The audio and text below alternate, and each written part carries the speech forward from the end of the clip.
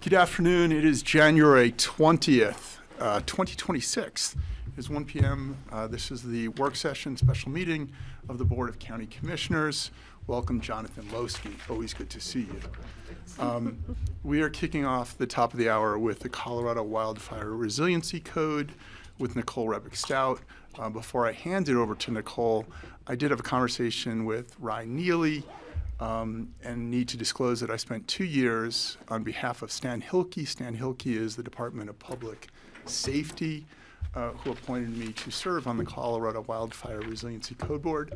I came off in fall of 2025 after rulemaking, so serving on both site and area and building design. So that was the appointment that has ended, and I am disclosing but not recusing from this conversation with community development. So welcome, Nicole, Jeff, and John.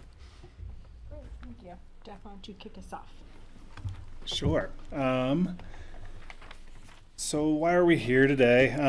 In May 12th, 2023, Senate Bill 23166 established a Wildfire Resiliency Code Board in the Division of Do you Fire. have your mic on before you start? Okay.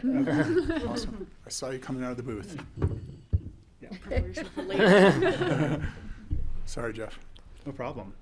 The Senate bill established a Wildfire Resiliency Code Board in the Division of Fire Protection and Control to help it enhance community safety and resiliency from wildfires through the adoption of codes and standards. And then on July 1st, 2025, the Wildfire Resiliency Code Board adopted the Wildfire Resiliency Code.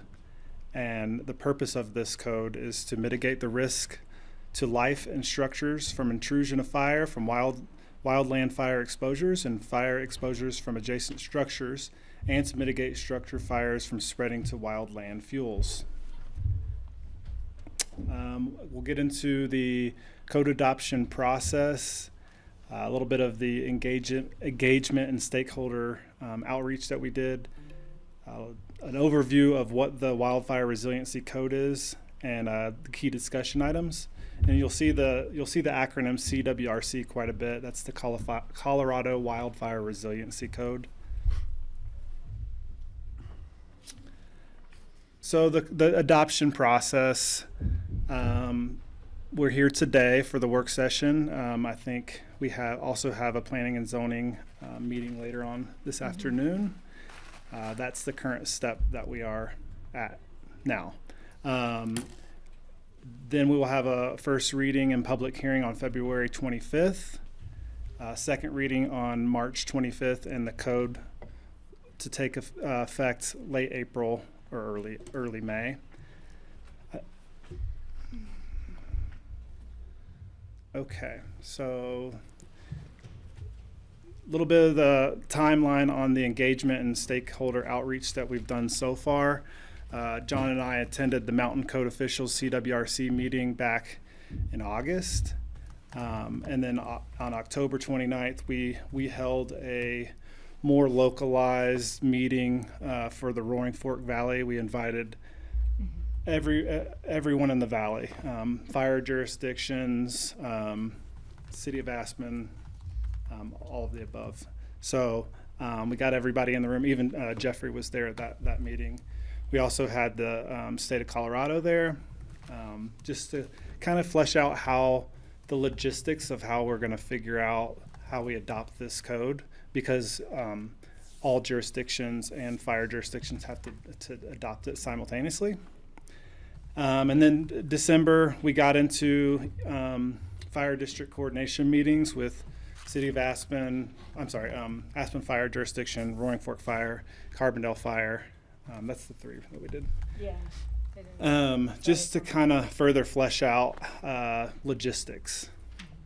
And then fast forward to next week, January 27th, we plan on holding a community webinar to go over the code itself and what the changes are to our current wildfire code and what's in the code. And then we also have an open house for anyone to come in to our department to discuss the code. Can I? Please, Patty. What about just the general public? people who don't do webinars, who won't come into your office. Is there any like process or we're suggesting? I think just the regular people in the community might want to know about this, so it doesn't catch them off guard when they go to build a house or whatever, and all of a sudden they're hit with another cost, and they're like, why didn't I know about this? Are we doing any? Can I take that one? Sure. Yeah. Patty, the reality is that we already regulate wildfire hazards, and you'll see in the slides coming up, 90% of the content in the CWRC we already regulate. What we're required to do by the state is move it over to the building code. So we have we are issuing a press release today, and there'll be also information in our newspaper ad that community relations is helping us with. And we coordinated our plan with community relations, and they supported what we were planning on doing. Well, I think that's great. That sounds good, but it doesn't really address my concern, as I think there needs to be a process that I know we're required to adopt this. We don't really have a choice. It's the manner in which we choose to adopt it, and we have the issue between the building code and the land use code that's a little special.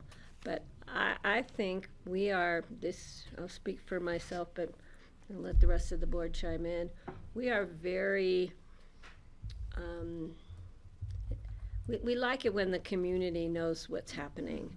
And I know that the community may be well aware that we have a fire code already in our building or our land use code, but this is a little different, and I think it's worthy of taking a little effort for the community in general, not just the builders or the architects or the industry, but the people who will be living with it and will be paying for it.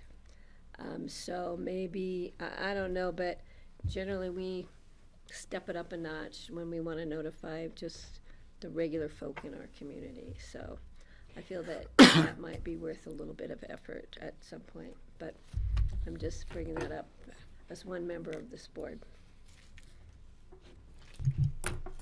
So. Thank you. I think the press release, the newspaper, and the social media outlets, are you proposing something more than Well, I mean, but do they come into your office, or do they attend a webinar, or do we have an open house and invite them like we've been going leaps and bounds with the 2050 plan and with the airport? I don't know if we'd have anybody attend, but maybe that's worthy of a conversation. And I know some things that we've done is some things on the front end when it's more discretionary. The other thing is like also once it's been passed and implemented too, we've had town halls, I think on the energy code of after it's been passed before people start of doing those open houses as well, those impacts we could look at, because there's somewhat less discretion here from the state. We could look at how do we do it throughout the adoption process. Yeah, I just like to at least provide an opportunity for the general public to know what's going on. I wonder if this would be something that like a guest column in the paper would be helpful. Or just, and like Kara said, maybe after it's adopted, since we don't have any choice, we do an open house. This was adopted, this was why, this is the impacts to you. Because if I was thinking about building a house and this is one more layer above and beyond and one more cost, people need to be prepared rather than be blindsided by, what do you mean I have to do X, Y, and Z? Well, our code already says this, and this is a little more because of the public safety, which the life safety issues, which I support. But, so I don't know, but that might be a start, and if we get feedback, then we could plan an open house after it's adopted. Since we don't have any choice but to adopt. But just to be clear, we are doing what is in the wildfire resiliency code currently since 2006. So it shouldn't be a blindside to anyone that we're moving it into the building code.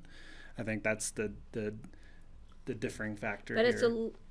it's a little bit more than what we have in our code. Honestly, there's going to be cost savings because the resiliency code doesn't require tempered glass, for example, and defensible space requirements, same. So honestly, this state code requires more flexibility for the public, and we're happy to talk about what would be helpful for the community.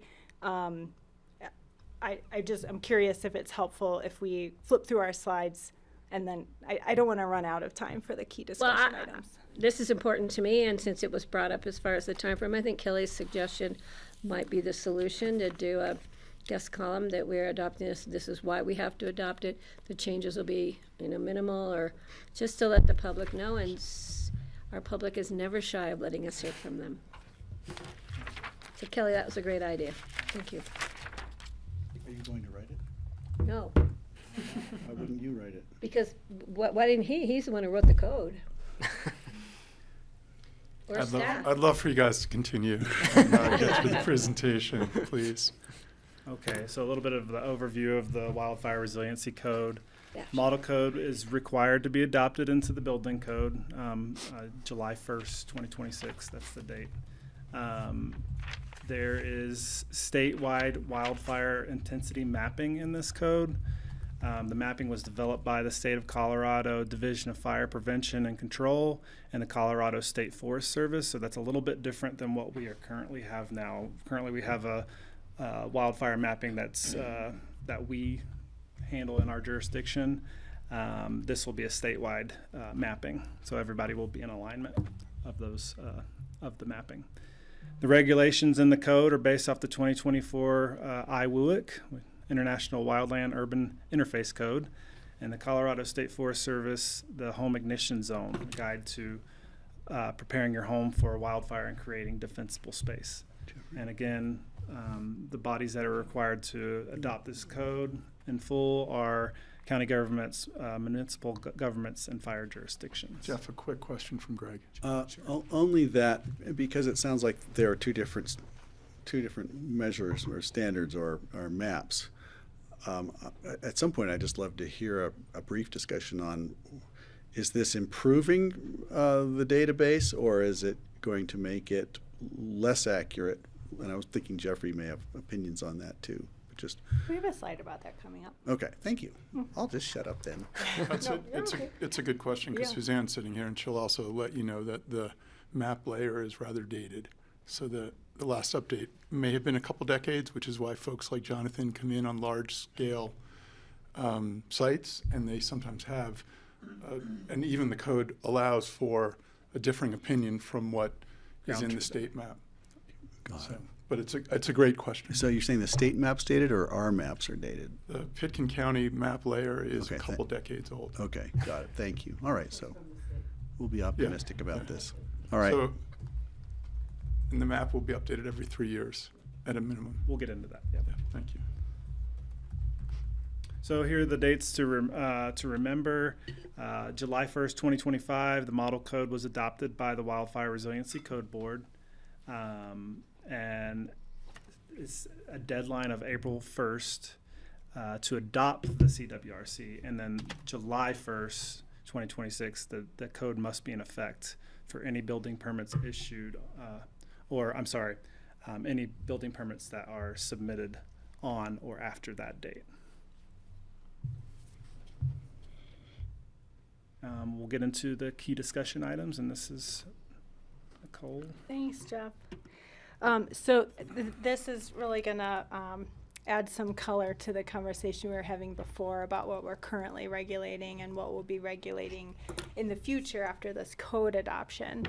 So you can see on the leftmost column are just the wildfire regulations topic, and then that next column for existing land use code, it shows, for example, this page, all of this we're already regulating in the land use code. And then the next two columns is what those code amendments will show. So what will happen in the proposed land use code and what will happen in the proposed building code.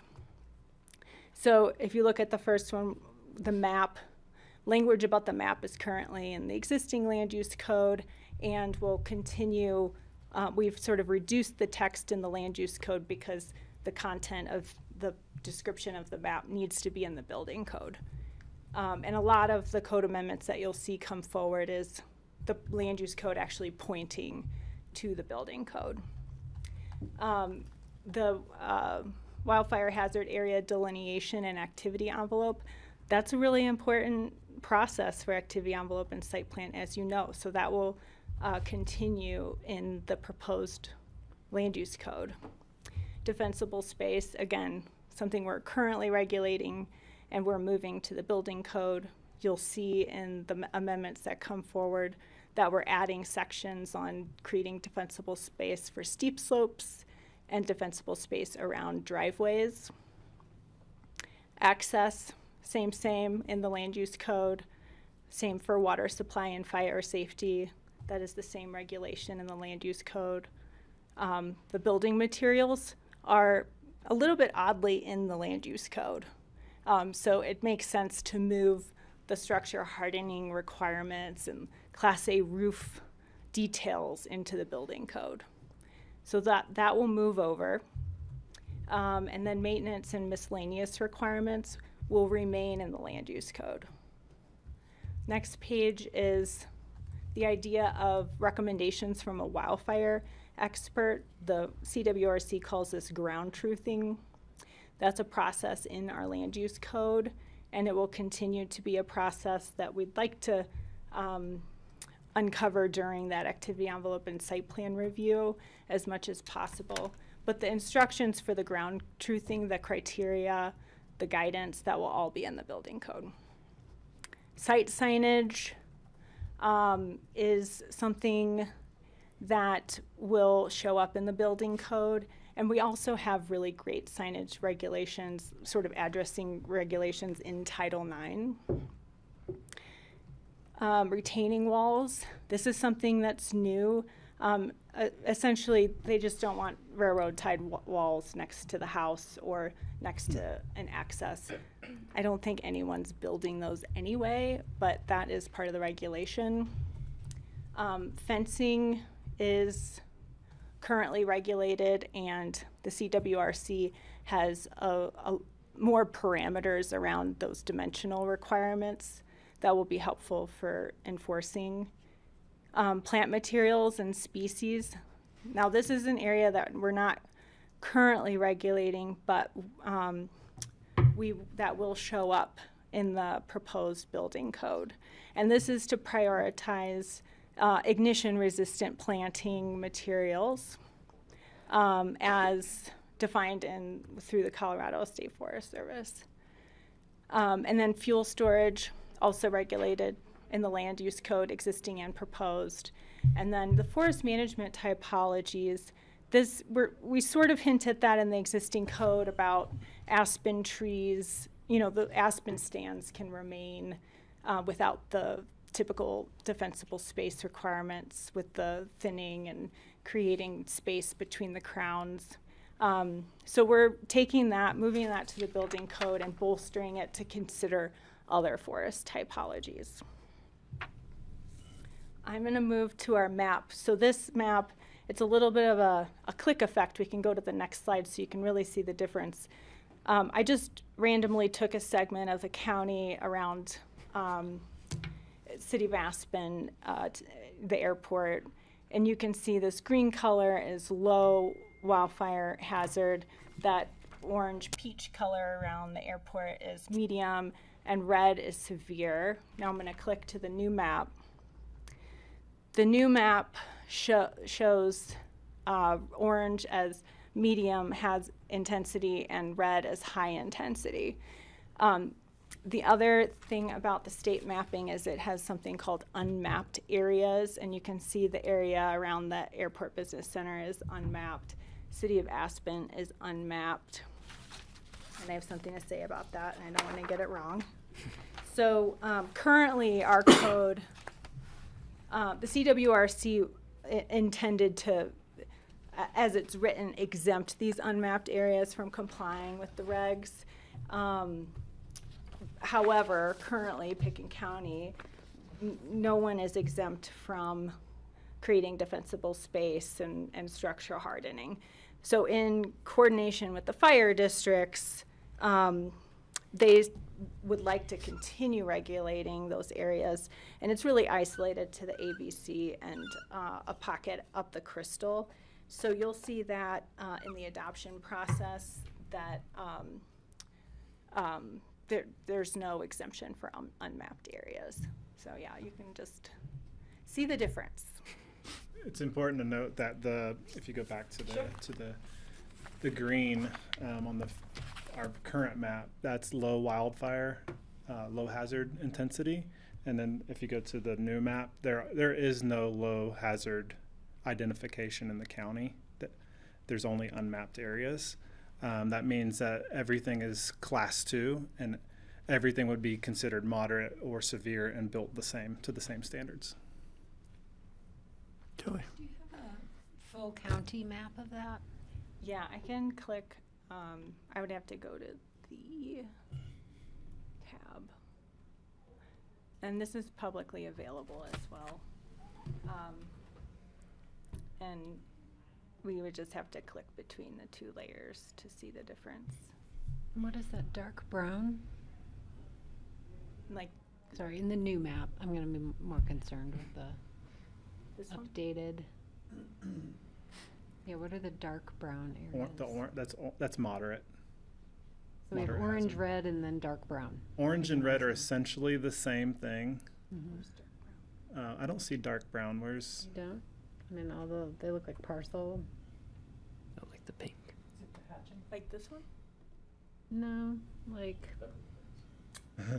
This hatch with the lines? is it black? There are dark spots on oh the the screen. black spots like on 133. Sure.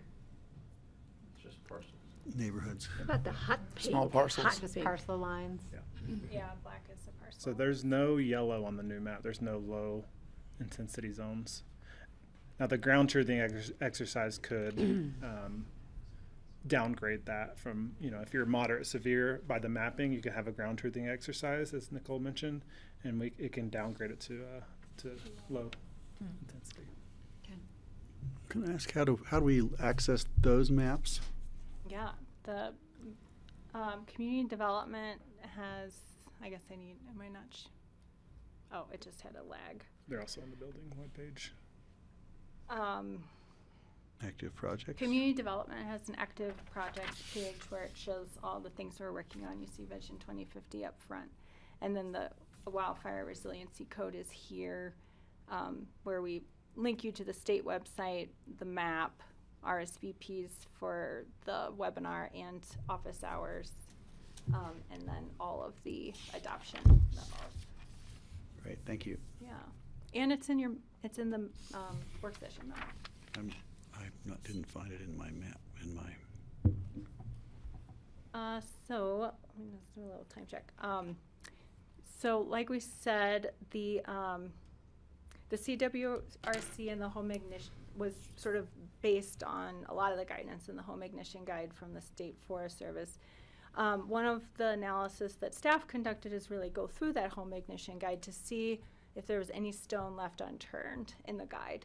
And what we uncovered was the idea of creating more robust defensible space requirements for development on slopes. The way that the model code is written, it's really functioning perfect if your site is below 15% grade.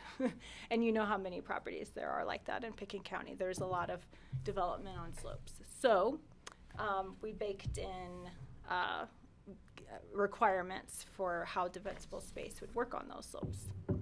Same with driveways. A lot of our driveways can be very lengthy, and so if the defensible space is only happening around the buildings and not around the access, then there's an emergency service issue. So the fire district really supported those additions to the code.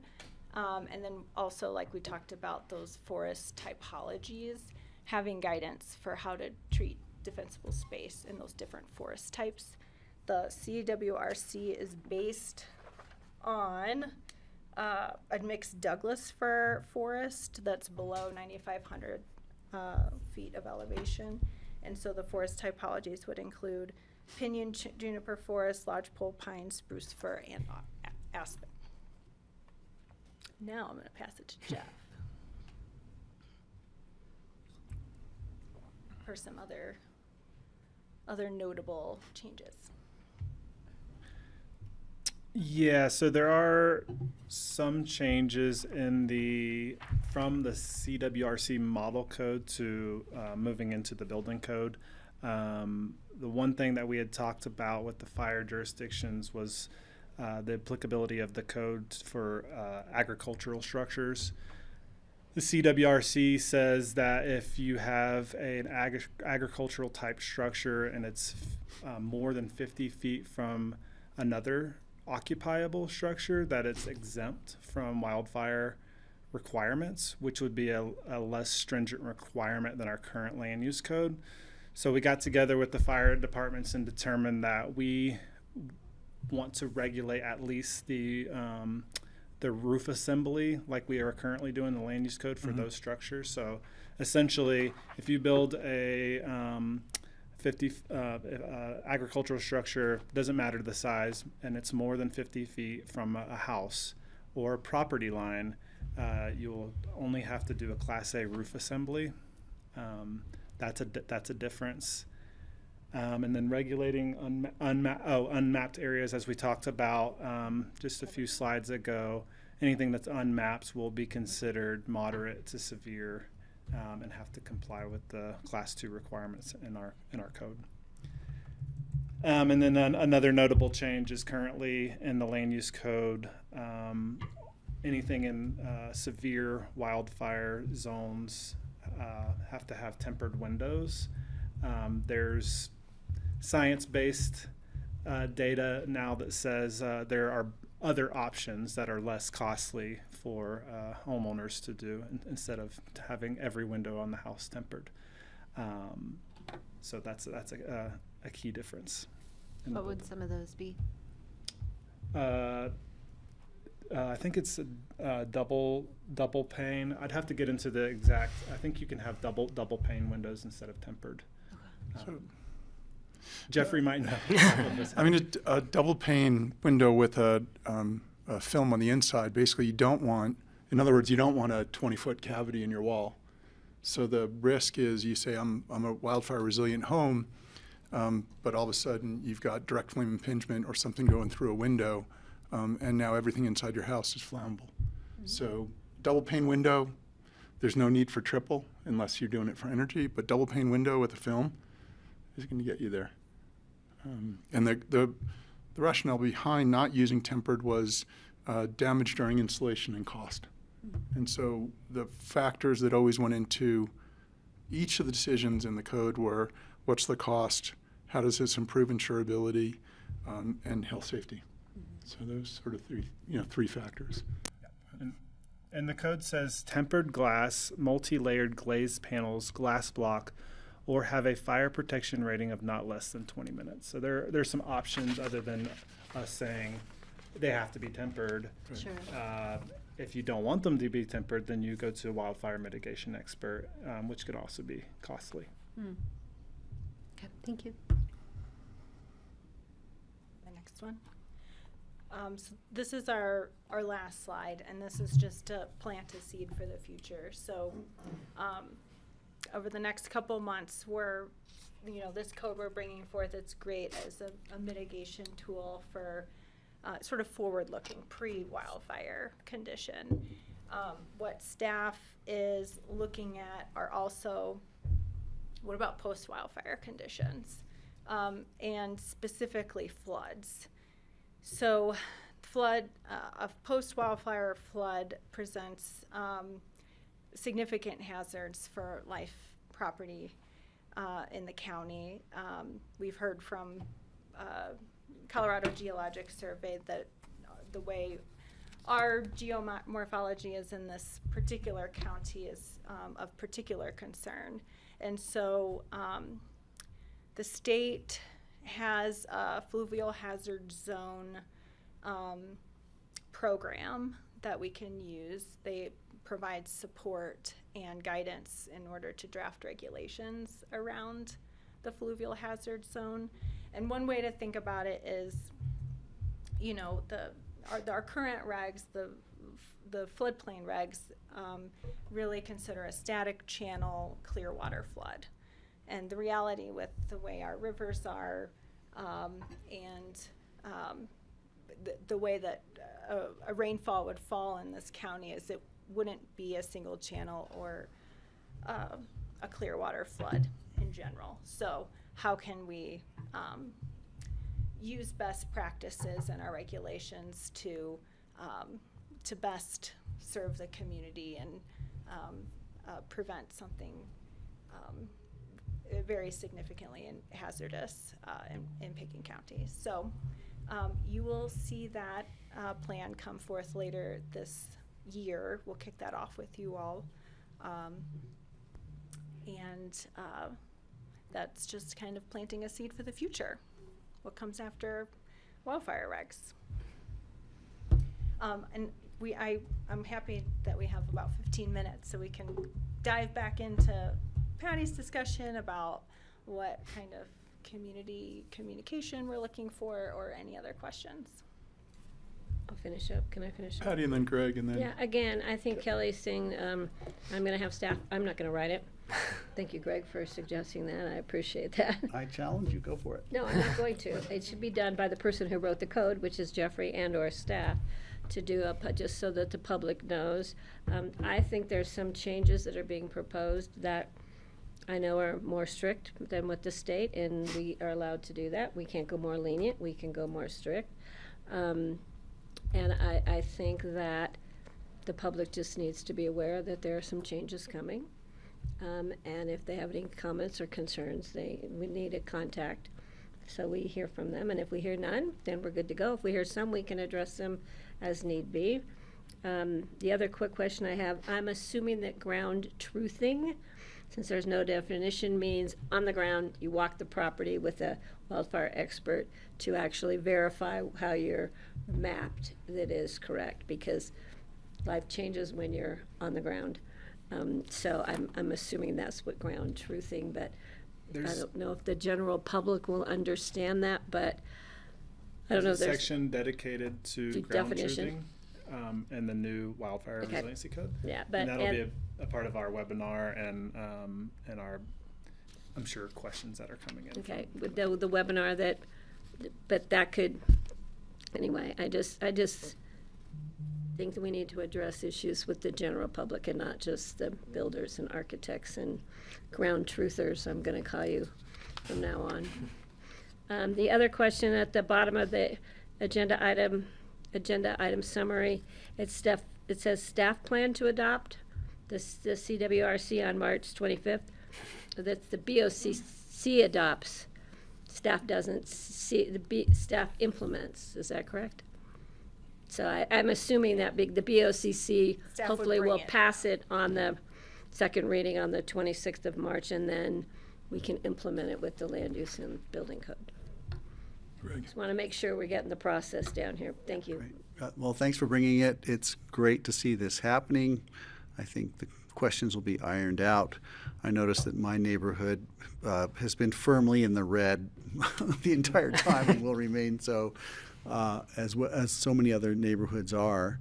And we do have some real serious wildfire preparedness issues out there. I noticed that my street isn't even located on the county map. That's kind of interesting. But the question is for people in older homes. Our home is almost 50 years old now, and our property. And I've been doing fire mitigation. I've been doing mitigation along the roadways and around the house. It never seems like enough. We live at the top of a hill, so the slope issue is there. Are we contemplating incentives for people like me who could use a nudge or help doing everything we can to mitigate? Is the next step. Having the code, and the building code is one thing for anything new, but I'm thinking about the hundreds or thousands of homes that really need help now. So I wanted to bring it up, and I'm sure people are thinking about it. This code wouldn't affect a home that's existing. It's not a Right. retroactive code. Right. The code proposes replacement, like for existing buildings, if you come in to replace 25% of your siding on your house, then the whole envelope of the building has to come up to the code. Got it. So there's the nudge. So if you're going to do any replacement, yeah. Yeah. Yeah, I was talking to Suzanne this morning about an outbuilding I have that I'd like to fireproof because it's a hazard right now, so I'm going to be going through that process. Further questions? Kelly? I don't have a lot of expertise in this area, so I guess I'm wondering to kind of zoom out a little bit. What are like, I understand maybe the individual owner goals. What are like the bigger community goals that this code is hoping to achieve? And, like, I guess when you say something to me like a 20-minute, fire, I'm like, okay, is that, what is the bigger community goal there that we're trying to stop? Like the spread of fire, the containment of fire, the response time, the Purpose, yeah. I will go back to the purpose. I think that one. Yeah, that bolded area. like, I can understand the motivations of an individual homeowner, obviously, Yeah, the purpose of the code talks about intrusion of fire from structure to structure, and then structure to wildland fuels. So I think that's the broad answer. And I think, and also it's, if there is a fire, it's making sure that it's progressing slow enough that emergency responders can get there in time. I think that's a component too. We have to understand that things happen, but what this does is it will, even if it's just one of the neighbors, if their house is on fire and they did their defensible space, that defensible space and that structure hardening, all of that work will allow the responders to get to that emergency before it jumps to the next neighboring property and the neighboring structure. I mean, do you get pushback from people who say, well, they're not coming anyway? So why? Oh my God. Why is this investment required when sort of the benefit isn't promised? I haven't heard that, have you? I'm sure we will. Which one? I have two. After Kelly. My coordination with the fire districts, it's always been really rigorous. I'm hearing them sort of walk a site and think about, I need the dry hydrant here, I'm gonna stage here, this is how we're gonna get to fire if it's over here versus over here. It's really remarkable how they think all that through. I've never heard either the fire district or a property owner concerned that no one would show up. Yeah. Well, I think that's helpful because we hear, Okay. like, well, we say it here, and maybe it's helpful to stop saying that about, well, no one's coming, or they're not going to come up Red Mountain if there's, a wildland fire, or if there's, or understand like what the situations where, where it may be appropriate to think that way or not appropriate to think that way. All the more reason to have defensible space and your structure hardened. I think we've heard a lot, of people say, well, all the boulder fires and then, the stuff going on in California, they're like, sign me up, I'll do whatever I need to do to make sure my structure's safe. Okay, that's helpful. Thanks. Greg. And then Patty and then I Jeffrey. do remember the instances when we were first looking at wildfire hazard on Red Mountain, and the fire experts were saying, if a fire breaks out in Red Mountain, we have one way in and one way out, and I'm not going to send my crew in there, when it's that dangerous, and that is a serious issue, and it's not an idle threat. The thing I was thinking about when you brought it up was that we have neighbors in my neighborhood, and I'm sure others, who are remote second homeowners. It's out of sight, out of mind, and they don't want anybody doing anything on their property. They certainly don't want people cutting trees down. And these are properties that are choked with gamble oak and, sarvisberry and chokecherry, and they're below the rest of us. So if something breaks out down there, they haven't mitigated it at all. And the concern we have in the neighborhood is there's not really much we can do about it. We can beg permission to do some fire mitigation on their property, and that's it. But, so there are a lot of issues about whether they're going to come or not, or like perhaps they won't come because they're not going to put themselves in danger, beyond a certain point. So those are the conversations that should be being had in public. Patty, Thanks. sorry, Patty. Yeah, the Red Mountain exists today. There's still only one way in and one way out. And having great experience with the Aspen Volunteer Fire Department for many reasons, that goes way back, and it has been unchanged. We have tried with land use applications where there was appropriate existing ranch road to get emergency response only access, and was denied. So it's still a matter of, do you want to send your first responders up there when you're not sure they're going to be able to get out? And I think you're seeing that in wildfires around the country. So that being said, the other issue is an incentive, and I would love to have the answer be, oh, yes, but I don't think it's going to be fire insurance, homeowners insurance. This is really, unless we get another avenue through the state with is it regulatory agency that So the that would state, be managing homeowners insurance, and I'm blanking on Michael's last name, but the state has a sort of an insurer of last resort plan, which is called the FAIR Plan. It doesn't necessarily apply in this valley, as the cap is around $700,000. So there is a last resort insurer, but going back to Kelly's earlier question, a lot of this, the driver is the insurance industry, IBHS, Institute for Building Insurance Institute for Building and Home Safety, was at the table for all these conversations. So driving a lot of this was, if you harden your structure and you harden your site, we should improve the insurability of Red Mountain, we're hoping that is an end result, which would be very positive. That's why I said I wish the answer was yes, but we're still uncertain of how that question will be answered. But if you think about what Jeff and Nicole's office permit per year, that percentage of homes is now going to be hardened going forward.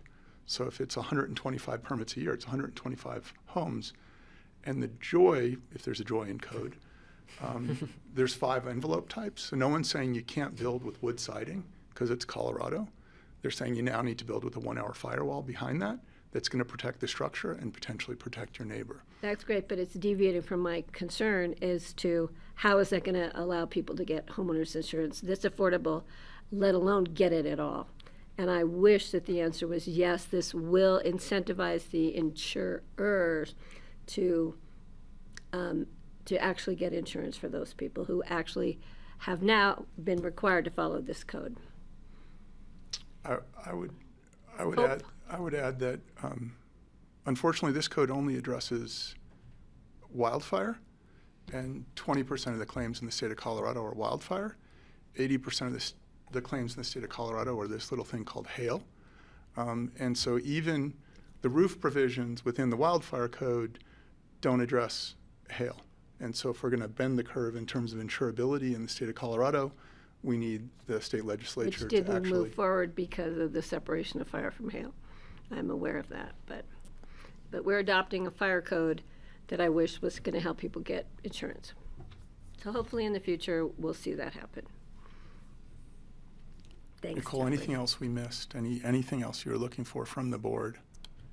I think Jeff this or was John? a great conversation. We covered all the key Bless you. discussion items, so I appreciate everyone's thoughts, and we look forward to seeing you on February 25th with details. Can I leave you with 2 items? Oh, please. I think what changed since this was drafted in 2023 is we went from WUI code to fast fires. So on the back of the Marshall Fire, we realized what fast fires were, where we would go 5 miles in an afternoon because of wind-driven fires. So that's part of the impetus. Again, I think it's important for the public that there's 5 envelope types. So really, we're not saying you can't use wood cladding or pine beetle on the exterior, but you do need to have a 1-hour wall below that. Give me 3 seconds. On the planting side, you can use Vale Fire or Colorado State Forest Service. So there's planting lists adjusted for elevation, and Mark at Vale Fire has that list. And then you mentioned slope a couple times. Slope is adjusted in the wildfire intensity score. So actually, slope is looked at in that wildfire score, but not necessarily the way you're looking for it in terms of steep slopes of site. Thank you. Jeff, you had a follow on? Yeah, you brought up the exterior wall Yeah. covering a couple times. I think it's important because it wasn't limiting. Well, it's limited to non-combustible, fire retardant treated wood and ignition resistant building materials. So there are going to be wood siding materials that are not fire retardant treated. So you can't you can't put whatever wood you want up with the 1 hour backing, is what the code says. So I just wanted to clarify You could that. still do log. You could still you didn't have to wake up and go fiber cement everywhere in that. And so I think that Some was options. that was a Colorado sort of code. Yeah. Thank you for your time. Thank you. Thank you. Thank you. And thanks for your work on this. So did we decide, though, that we will try and do a guest column? And Jeffrey, will you help staff author that? I think Jeff- at some point we should. I think Jeff and I are both shaking our heads, and we would enjoy penning it. I think that's a great idea, Yeah. Kelly came up with. And we'll address many of the questions that came up today around insurability, cost, rationale, I think fast you know the fires. bullet points, yeah. The spring is a good time to remind everyone to start thinking about all these things. Yeah. Anyhow. When hopefully it'll be snowing like crazy outside, right? Thank you all. Thank you.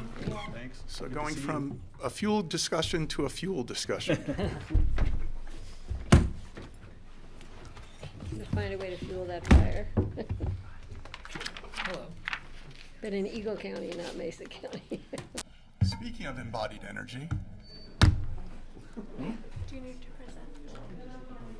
Where's it now? Yep. Sorry. thank you guys for that discussion. No, thank you. I'm glad you were at the table Pitkin really has been a leader in the valley, and Michael, I'm just stalling for you. and we've been really lucky. Jeff pulled together all the municipalities, all the fire districts, and all the counties in the valley in the Basalt office.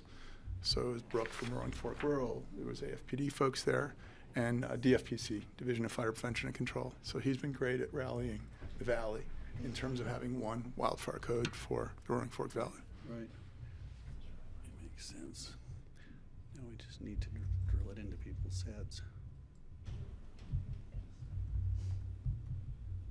Mr. Port, welcome. Thank you. I am here today to give you a recap of our Western Slope Sustainable Aviation Fuel Feasibility Project. Michael Port, I'm our climate action analyst. And also want to give a shout out to Rich Engelhart, who was pivotal in doing this project as well and wrangling the different regional partners that we had on it. I'm going to summarize a lengthy report for you, hopefully, and also describe what we found was a really strong process for working with those regional entities on this joint project. Here they are those partners. Just want to give recognition to them as well. We worked with Mesa County, Eagle County, and Delta County. Our regional airports, Atlantic Aviation also contributed to this, and different economic development groups from the region. And of course, we were supported by a grant from DOLA, and excited to tell you more about what we found. So transport your brains back to 2024, middle of 2024. It was a long time ago, and these are some of the things that we were talking about at that time. So that's when we first started hearing about Eagle County's pilot project, where they're looking to drop a SAF production technology into their landfill. We also got connected to one of the kind of foremost companies doing SAF, Lanzatech, that did a presentation for the BoCC, and these started sparking interest in looking into this technology. We found that, we also identified that this was aligned with our community goals. We have our county climate action goals. The airport has its own greenhouse gas emission goal of reducing emissions 30%, as well as hoping to improve air quality. We were also discussing some different policy advocacy opportunities with CCI and NACO in terms of trying to use airport funding off-site, potential tax incentives from the state level. And then through all of these conversations, we also brought this to DOLA and found that this was an interesting opportunity for them to support a Western Slope SAF feasibility study. We submitted a grant with our regional partners, rallied those different groups, and wanted to do an objective process, our due diligence of looking into the different technologies that are out there, the different feedstock that we could potentially source locally to produce sustainable aviation fuel.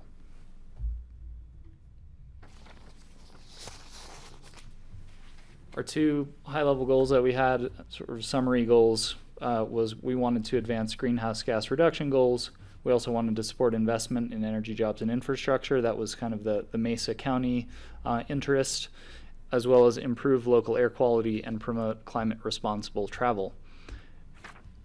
The guiding questions for the study was if we could identify if the Western Slope can produce SAF locally at a competitive price, serving our regional airports, and we were going to do that by understanding our feedstock availability, technology that's available today, as well as the market conditions.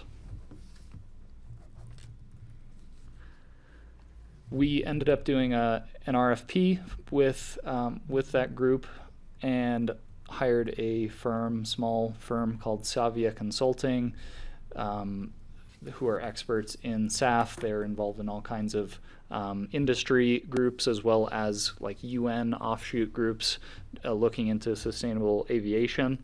And we came up with a scope of work for them. Originally in the RFP, we ended up pivoting a little bit after we did our feedstock availability analysis and found that maybe there's not a super clear opportunity right now in terms of the feedstock availability. And so we pivoted into meeting with the different developers out there to see what they look for when making an investment. And I'll explain a little bit more how we made that decision to pivot.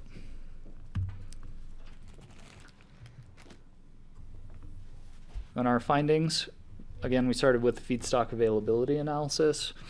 Our consultants came out and drove around the Western Slope for 2 weeks and met with all kinds of different stakeholders, agricultural entities, the Forest Service, to explore the different feedstocks that they had identified that were kind of most viable for us to potentially develop further, and learned a lot through that process.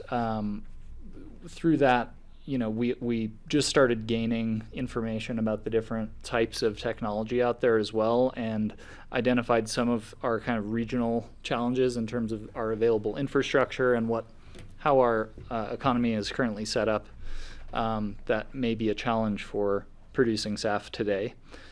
As well as just limited options as far as building what are currently commercially proven facilities that are large-scale industrial facilities. We don't really have that kind of activity going on too much on the Western Slope. The consultants started with a wide net of different possible feedstocks and narrowed it down to 3 based on what seemed most applicable to our region. The first was forestry residue,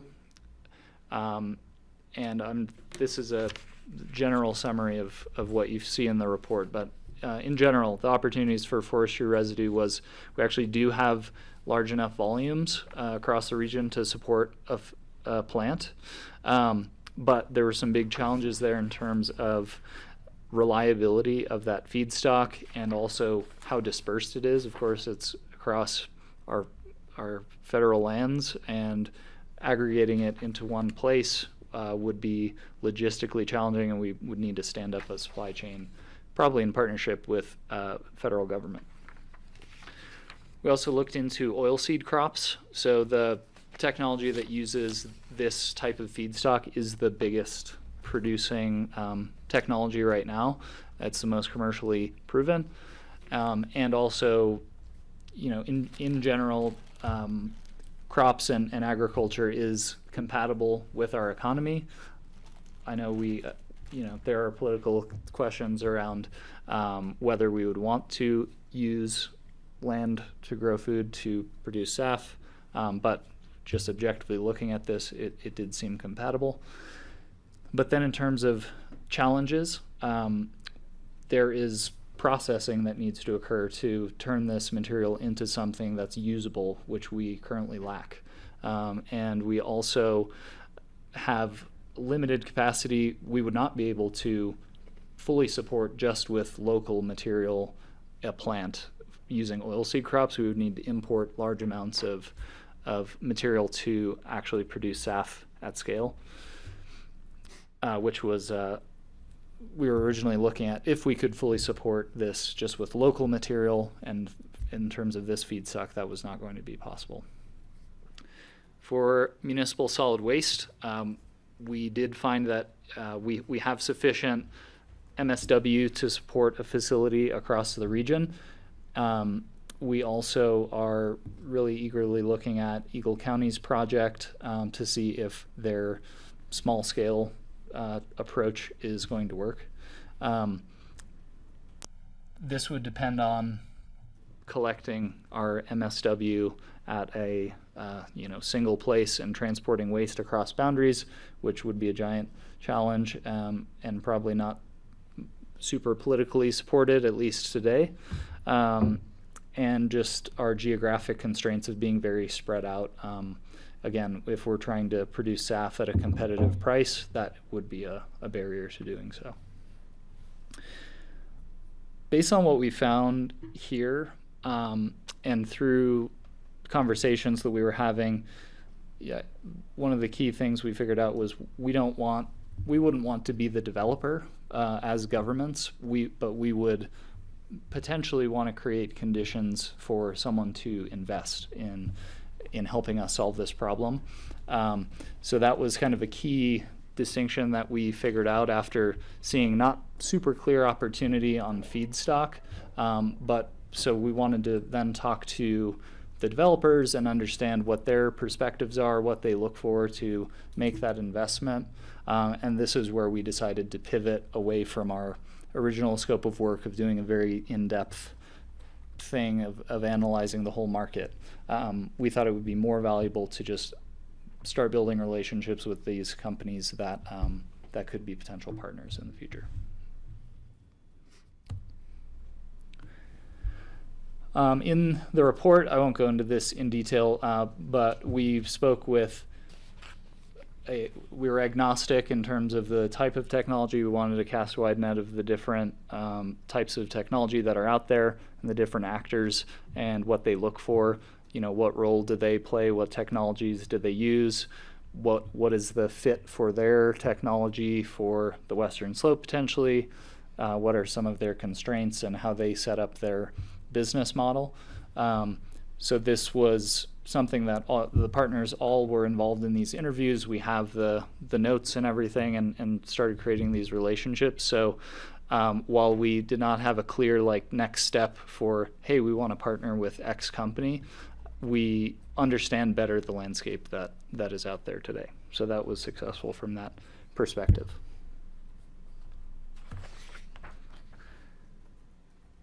What we got out of that kind of as a decision-making tool at the end of this interview process, and taking what we learned from the feedstock availability, was a strength, weakness, opportunity, threat matrix that gives us crumbs to follow up on maybe as the market develops and we identify more opportunities that arise.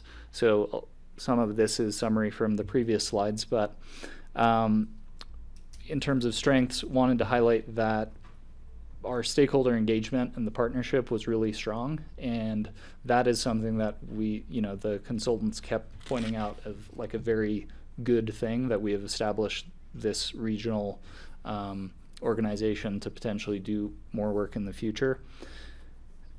And another strength slash opportunity that we mention is that we actually do have existing rail corridors, so that is something that is pretty essential and would be useful if we are planning to do more work in the future.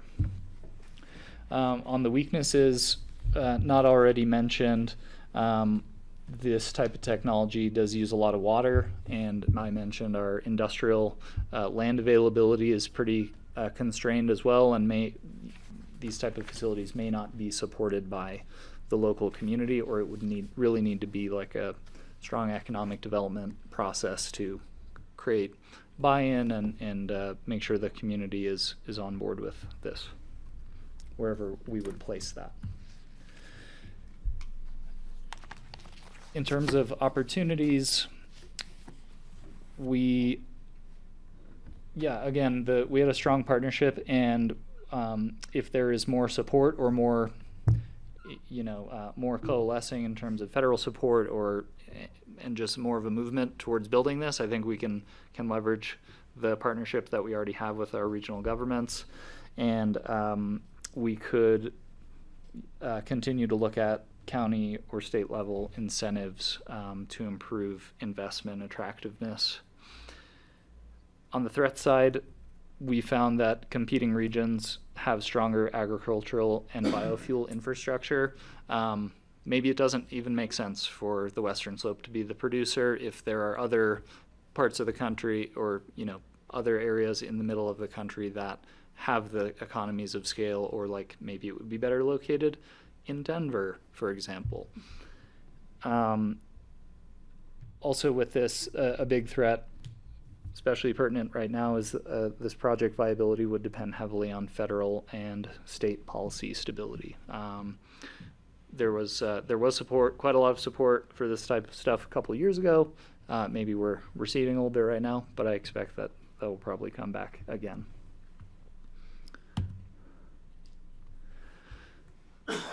So for our key takeaways, we found that we have a diverse but dispersed feedstock base.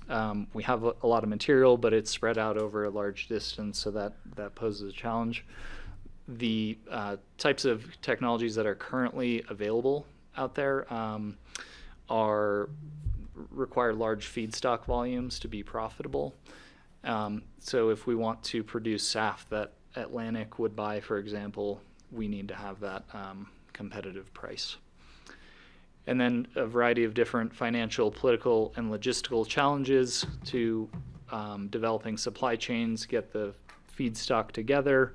And that final point there, again, was that this group didn't want to be project developers, but our role as local government could be to create an environment that is more suitable for private investors through the mechanisms that we have available.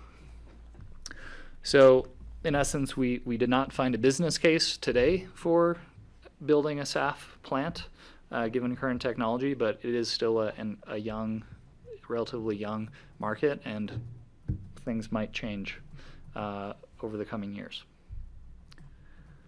Does anyone have questions? Could you just go in, we talked briefly in the stairwell, kind of, as to what's going on in Eagle? Because I thought that was really interesting for us to keep an eye on. Yeah. I believe I'm able to share some high-level information. I know they have some, they're still kind of in the works on what the technology is that they're installing, but essentially their project is dropping a small modular reactor at their landfill that is based on military technology. So this technology was developed to support military installations and could be just dropped in wherever that, you know, a base requires disposing of waste and then converting it into fuel as a usable product.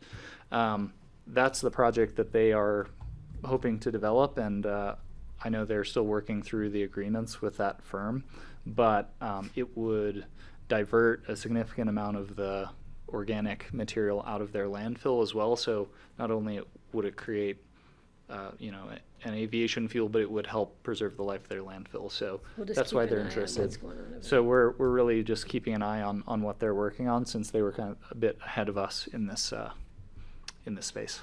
One really quick too.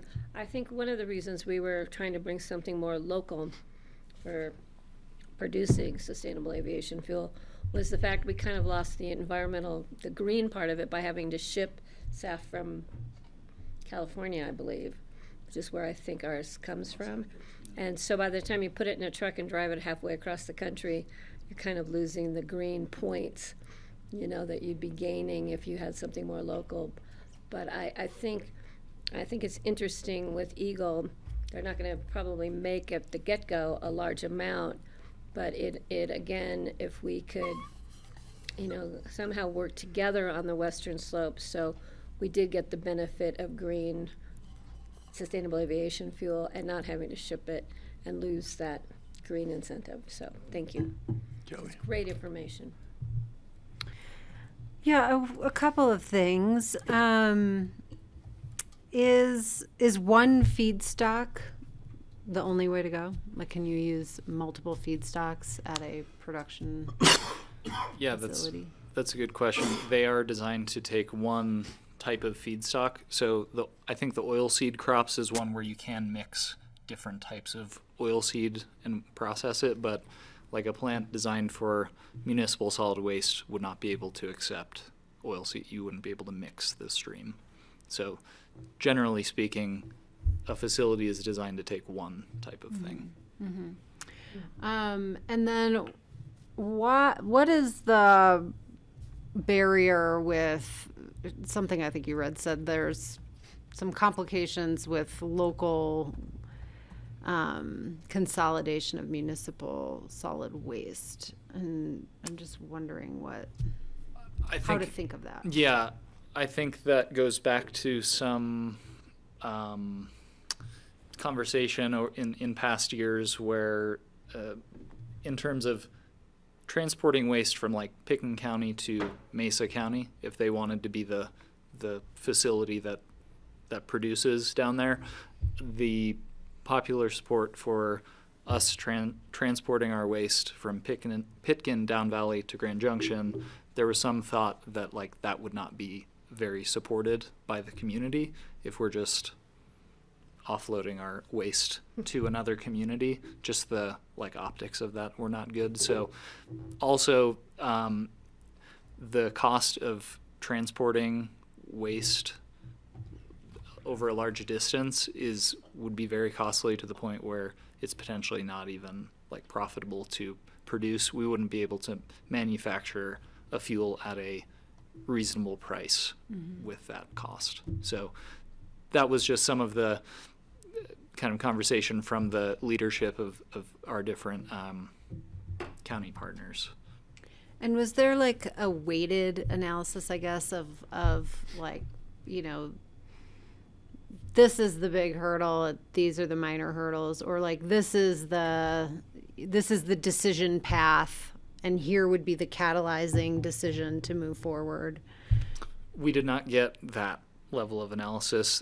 It seemed like, based on what we found in sort of the first task, that there was a myriad of different challenges, and each area, it depended on us kind of focusing on a specific feedstock and then going down that path of trying to sort out those different challenges. We didn't have like a ranked priority process of anything. I guess I'm just wondering, like, if you were to get to yes, you know, like, what does that decision pathway look like? And like what do we think the biggest hurdle would be to it? In your opinion, do you have one? I don't have an opinion on that. I mean, so what Mesa County, we originally partnered with Mesa County because they had a retired oil and gas facility that they were thinking, let's maybe convert it into something. It turned out that had been offline so long that it was going to be extremely costly to try to retrofit it. So like having the facility down in Mesa County did not seem super feasible at that point. And that's when we pivoted to starting to work with Delta County and focus more on like the agricultural development piece of it. So really the first step is that we need to kind of coalesce around who wants to own the facility, who wants to actually take on that and put in the like 10 plus years of effort and a lot of economic development focus to like site a facility there. Okay, and so now what we're doing is sort of observing whether Eagle's more dispersed facility is a model. That's the best solution or the most obvious solution if it delivers what they are hoping it does. Like that probably seems like the most applicable or like nearest term opportunity for us, a community like ours. Okay, and the amount of SAF they might produce is something that could then be aggregated with others that might produce SAF. Is that? Yeah.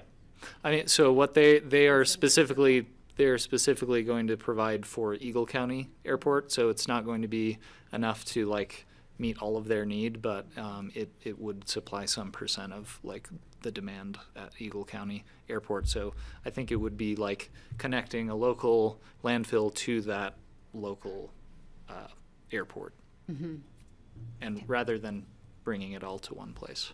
Okay, thank you. So, Michael, why wouldn't you go bigger?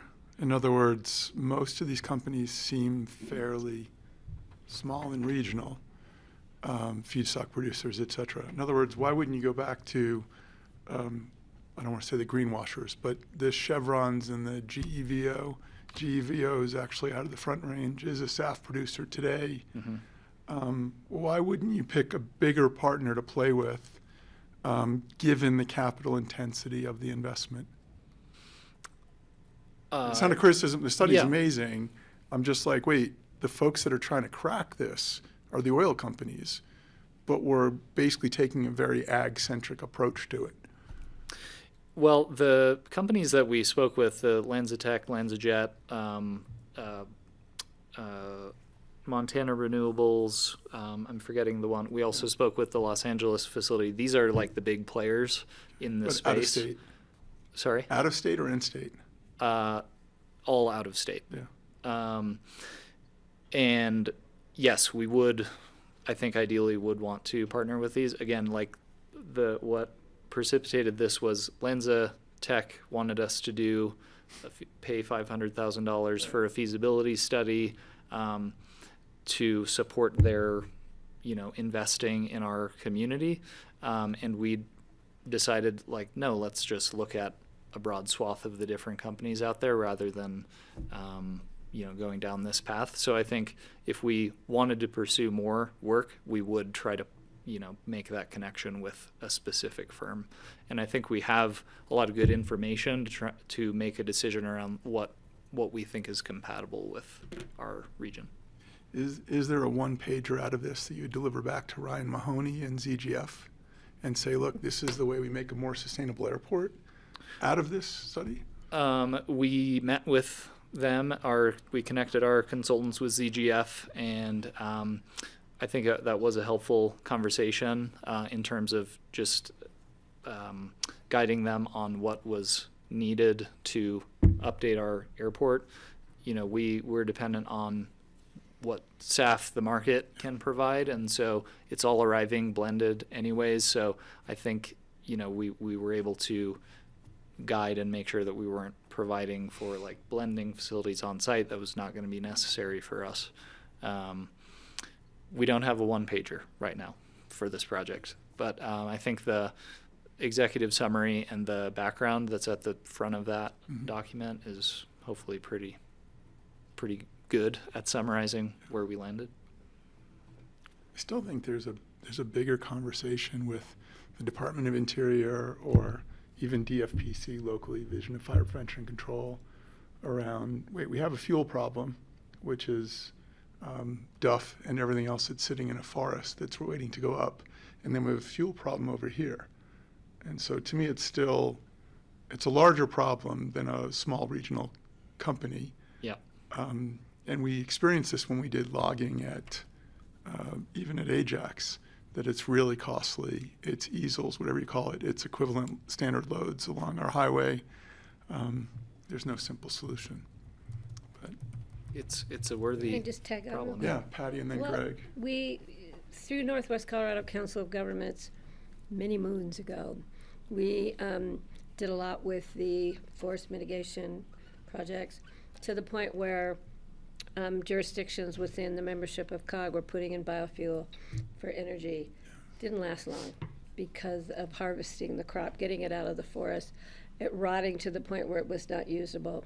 So that's one thing. And as far as the broader discussion with the bigger producers, Yeah. current producers of sustainable aviation fuels, again, goes back to we just don't have the food stock. Yet, when our landfill is full, some years down the road now, hopefully, we may then have a need to be transporting to the Grand Junction area. So I think keeping up on it and following through is what we just watch what others around us are doing. And as far as the use of airport dollars off-site, I'm planning to continue with the policy that's been presented with NACO. And again, in the summer at their national conference, their annual conference, to keep that on the books, because you never know, it could be used for other issues other than sustainable aviation fuel, but at least it would be there in the future. So hopefully I'll carry it on and pass it on to whoever takes over NACO in a year to just keep it alive. Thanks, Greg. I was just going to say, reading up on SAF production, they estimate 1.5 to 2.9 gallons of water needed per gallon of SAF produced in some cases. So I'm thinking perhaps this just isn't the climate and the area we should be trying to produce a fuel if it's a water-intensive process. Some of that water comes back. Sometimes it can be used to help actually clean wastewater. But it's a water-intensive thing. This would be like saying, maybe we should put a big AI facility out here somewhere, or With no a power. chip plant. Let's put a chip plant in western Colorado. We've got so much silicon. But the thing is that there are other elements that are involved, and accumulating the fuels and having the water to do it would be huge. I still think it's worth, as Patty says, understanding what's going on, learning, and seeing what else is being done elsewhere. But I can see the hurdles. And I agree with Kelly. It's like I kept looking for pathways through the challenges that seemed like these were not insurmountable. And perhaps there's an analysis there that could say, well, yeah, these are all challenges, but perhaps there's a way through this at some point. Meanwhile, we've got Vail doing the R&D and the brain damage. Let's let them do it, and we'll see how it goes. Michael, any other key takeaways? Anything you're taking? Sorry, Kelly. No, that's Kelly. okay. You can ask him, and then I just have something. Any other, what stays on your plate going forward in terms of SAF? Actually, I have a couple more slides. Okay, thank you. Thank you. So in terms of this project and the deliverables or the objectives that we originally set out to meet, we feel like we have done that.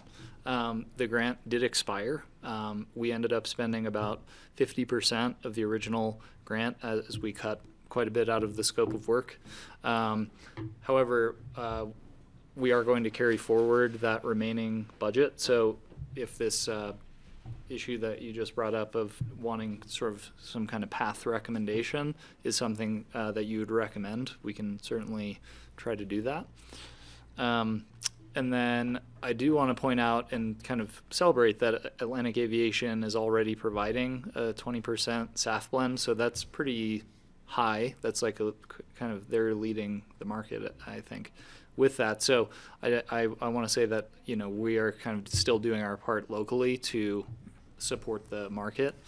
And then I have been, you know, the airport has their own carbon mitigation plan that they're going to be developing through the whole project, and that is separate from like our county climate action plan, but we're making sure to work in lockstep on that and making sure that yeah, all the work the airport is doing is aligned with our climate goals.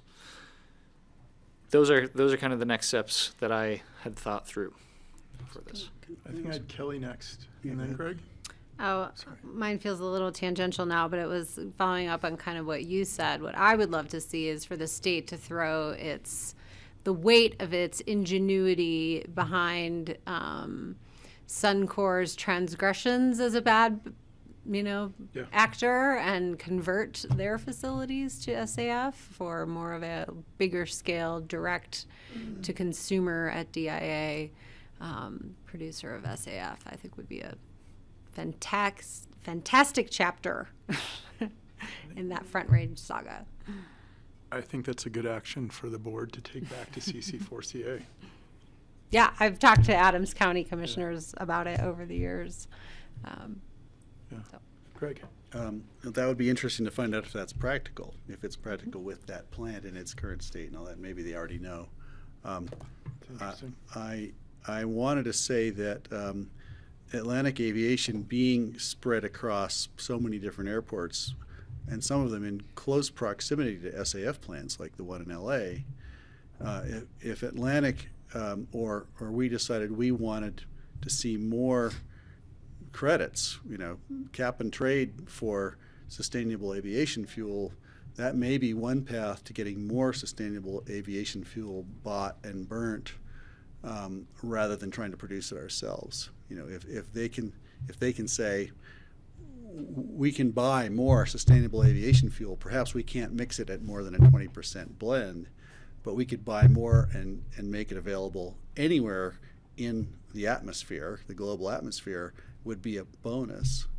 And I know they've contemplated that, and I'm just wondering if there's a conversation or a report or something we could get from them on, you know, what's the possibility for an organization that's so huge, United Airlines as well. You know, how can we help them move to sustainable aviation fuel wherever they can find it at the best location? I have to say, it reminds me kind of the pot farms that you were ubiquitous, and the one that went broke just down the road here.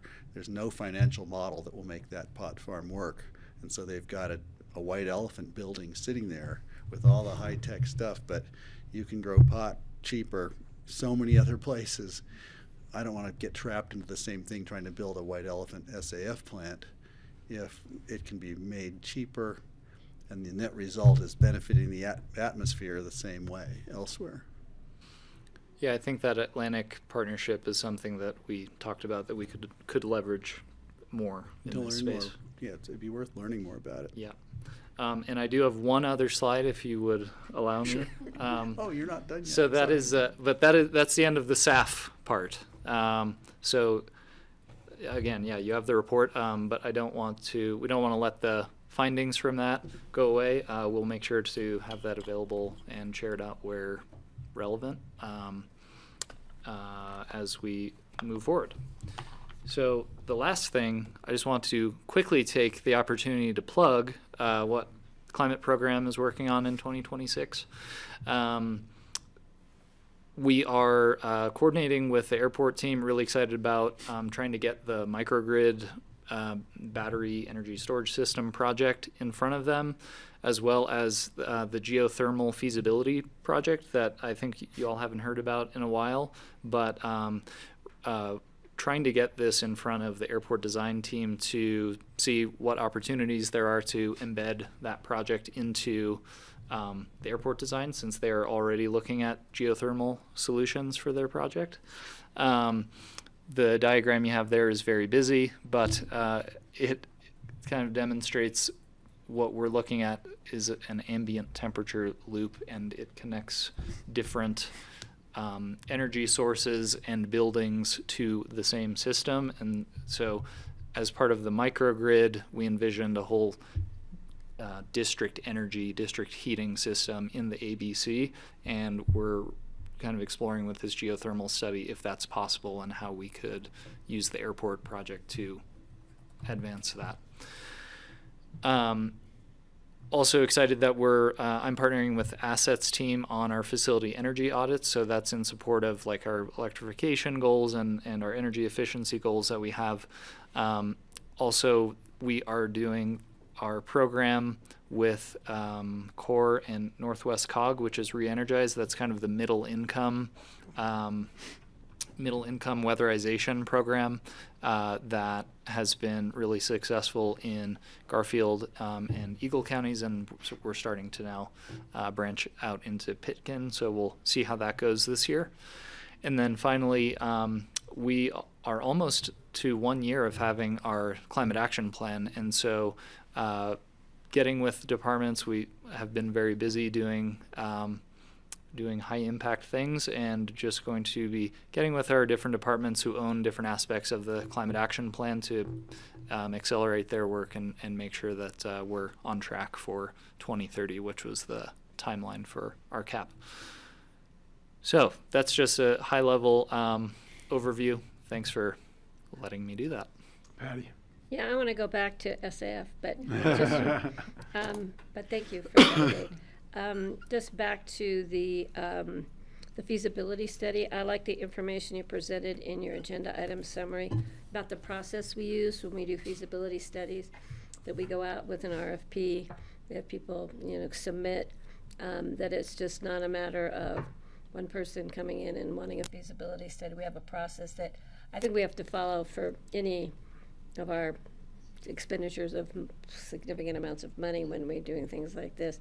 So I appreciate that information as part of your agenda item summary that shows that we didn't just go to the first guy on the list and pick them. We actually had a process to pick who could best do the feasibility study. And it didn't come back with the results I had hoped that would have been this glorious, oh, we can do this, we can build this. But it did give us a fair analysis, a very good, thorough analysis of what is on the ground and what could be on the ground possibly in the future. So thank you. Good job. Thanks. Final comments or questions from Michael, either SAF or CAP? Craig? Questions, just thinking about geothermal and how complex and expensive it is to punch very deep holes into the ground, quantities of very deep holes. I'm just wondering, is there any potential still from things like thermal storage, molten sand, sort of things like that? You see people trying pilots like that. Gravity storage we've talked about. It doesn't go away. It refuses to go away.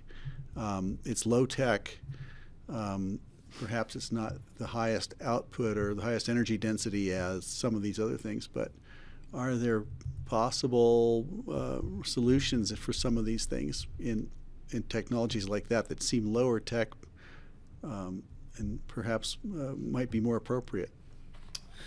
That is not being considered as part of the study that we're doing now. The big opportunity, which would also be costly, but is a constant source of thermal energy, is the wastewater effluent coming out of the Aspen Sanitation District. So that's like the biggest asset that we could possibly add to this kind of system. Again, trying to connect a pipe from down there up the hill to the ABC area would have its own cost, but that is an opportunity that both the City of Aspen is looking at for some geothermal studies that they're doing. Our consultant that we have is very excited about that potential. So It's not that far. It's not that far, but yeah, trenching and trying to create that pipeline would be challenging, but that is what we're looking at right now, is that some actual cost estimates of the different components that that are different opportunities that we could connect to this single system. I think you should also look into tapping hot air from municipal government buildings. From our room when we're speaking, Yes. is that what you mean? And I Got also right want, onto that. I guess we'll mention on that too, in terms of cost. The thermal energy network ambient temperature loop concept that you have here is something that Holy Cross Energy is really interested in looking at as well. They're getting close to 100% renewable, and they're really looking at different kinds of grid flexibility and demand Storage. side management and energy storage. So this has just been an idea, but they could potentially incentivize us and partner with us on these type of projects, because it would be a huge benefit to the electric grid as well. So we're kind of looking at all those different partnership opportunities. Great, thanks. Closing comments, Michael? I've said all I can say. Thank you. Oh, there's it. gotta Thank be you so more. much. Thanks. Glad you're here doing this. Michael, we should say it, incredible presentation and work, so thank you. Thank you. Good job. And we don't applaud, but that was the closest. And we'll talk about biodigesters next And time. for those on the agenda, we just squeezed a 45-minute conversation into 45 minutes. And it is 2:30, and Levi, you're up. So we are actually on time. Well done, Jeffrey. Actually, we're early. The agenda shows that was, just. The agenda, I want to give him credit for getting us in early here. the math didn't quite add up. Correct. Oh. So. Who's this new chair that can't get Yeah. these times right? At least we haven't told him to turn his mic on 14 times. Just stay ahead of today. schedule. Board You're doing view, great. board You're doing view. great. Stay ahead of Board schedule. Just early. kidding. May I be promoted? And Levi, you're starting the new year with a promotion. Welcome. Well, all you have to do is ask. Just have to ask Rosa.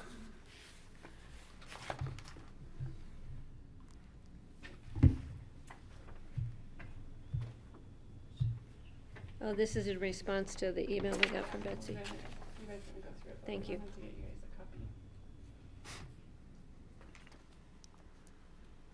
Welcome to the 26th legislative session. I'm thrilled to be here. Well, I'm thrilled to be here, but I don't know about the legislative session.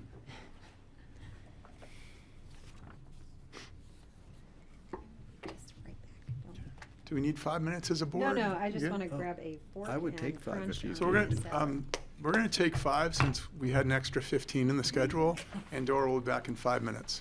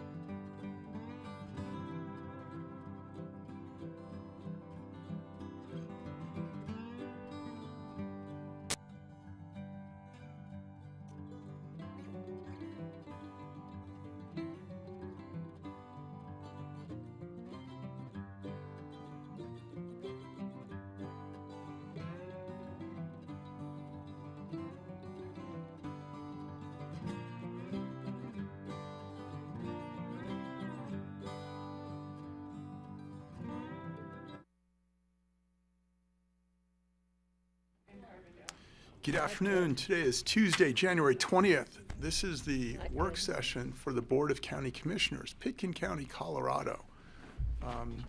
It's a 4-day week, but we're going to try to jam 5 days of work in. Happy Martin Luther King Day yesterday, everyone. This is a legislative update with Levi Borst. Good afternoon, Board. Levi Borst, Management Analyst with the Manager's Office. I'm here with the second legislative update of this session, so we are just a couple weeks in as of tomorrow. A quick recap of a few upcoming attractions. As we know, January 14th, the session opened, and within the first day, I think almost all of these bills were on the first day. 104 bills were introduced, and I was terrified, and the good news is it's been quiet for the last few days. So I think Thursday, Friday saw 0 new bills introduced, and I have not seen any yet today. As a matter of housekeeping, we sent our proxy designations that you all agreed on into CCI, and I verified with Kieran that those have been received. So we should be all set for the steering committee meetings, which start on February 6th. We've got the CAST Winter Conference, January 28th and 29th in Salida, and I don't know where Francie landed and airport visits and She what we won't be had. attending, and as the alternate, I won't, because we have a regular meeting that's probably gonna last long on the 28th. So you're on your own, buddy. You get to go to Salida all by your lonesome. I think Kara's gonna come. So I can do a lot of damage in the first day is what you're saying. All right, and NACO, I think Patty is all geared up. Hopefully a couple resources to bring with you. We're working on scheduling meetings with the federal legislators from our district. Congressman Hurd and Senator Hickenlooper and Bennett. We're working on that with our lobbyist. Awesome. I've got the 2 links down below. Those haven't changed. The federal legislative tracker, not a whole lot of updates there, and then our priority setting tracker beneath that. And once again, I'll share this presentation with you all after the meeting so you have access to all the live hyperlinks and any of the information in here if you have questions moving forward. But we've got a few bills to discuss. The local taxes on vacant residential property, we should have had a vacant homes tax draft in your packet. I'm thrilled to see this coming, and I can't wait to see where it goes. We've got Rep. Titone and Rep. Velasco so far, both signed on in support. I don't see a Senate sponsor just yet. I think what I hear is they're kind of going to see how the conversations go and then what kind of support we can drum up in the Senate. But it's an interesting concept that is voter approved by jurisdiction. This piece of legislation would simply give counties the authority to go to their voters and ask if they wanted to install some kind of a vacant homes tax. So this would be property or excise tax on vacant, I put in air quotes, residential properties, because vacant is a term that isn't clearly defined in that legislation. Sounds like that would be a term that would be defined in ballot language that each individual jurisdiction would define for themselves should they choose to ask their voters for such an authority.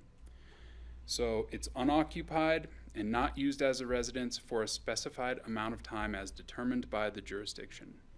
So does that mean 181 days? What does that mean is completely up in the air based on the piece of legislation that's been introduced. Do you mind if we ask you some questions as we go through each? Just they're- pepper me. This is, Yeah. Otherwise, at the end, it's going to be more difficult. Sure. this is a Yep. real quick Yeah, so I've one. got Patty, then Francie, then Jeffrey. No, it's Sorry, Kelly. Patty, then Kelly, then Jeffrey. Short-term rentals would be, are they considered occupied? That would be determined by the jurisdiction? Just in the next bullet point down, Oh, it says is not a short-term rental. So they've been specifically excluded in draft language. I didn't read the next slide, sorry. See how you are. So the definition, as it is in the legislation that was introduced, says they're licensed as a short-term rental, or they are available to be leased as a short-term rental. Now, bill sponsors are completely open to amendments here because you can see some immediate flags pop up with those definitions, right? If your jurisdiction doesn't have a licensing authority, there could be an issue.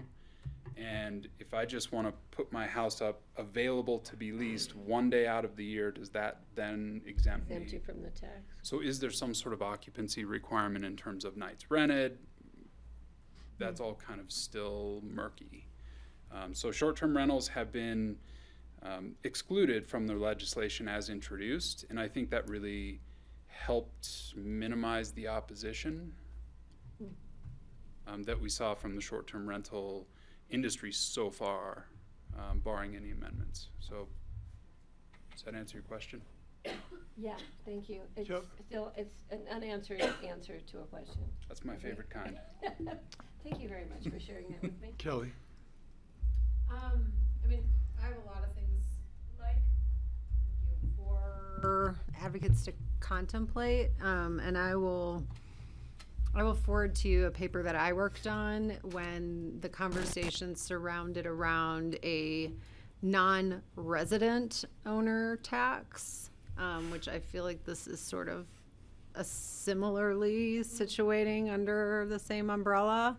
About, I'm curious how you get around the uniform taxation requirement in the Constitution for something like this. And then, I'll just share with you sort of the research that we did relative to thinking about 6 months in a day for non-resident owner definition, things like that, that I think could apply to some thinking in this as well.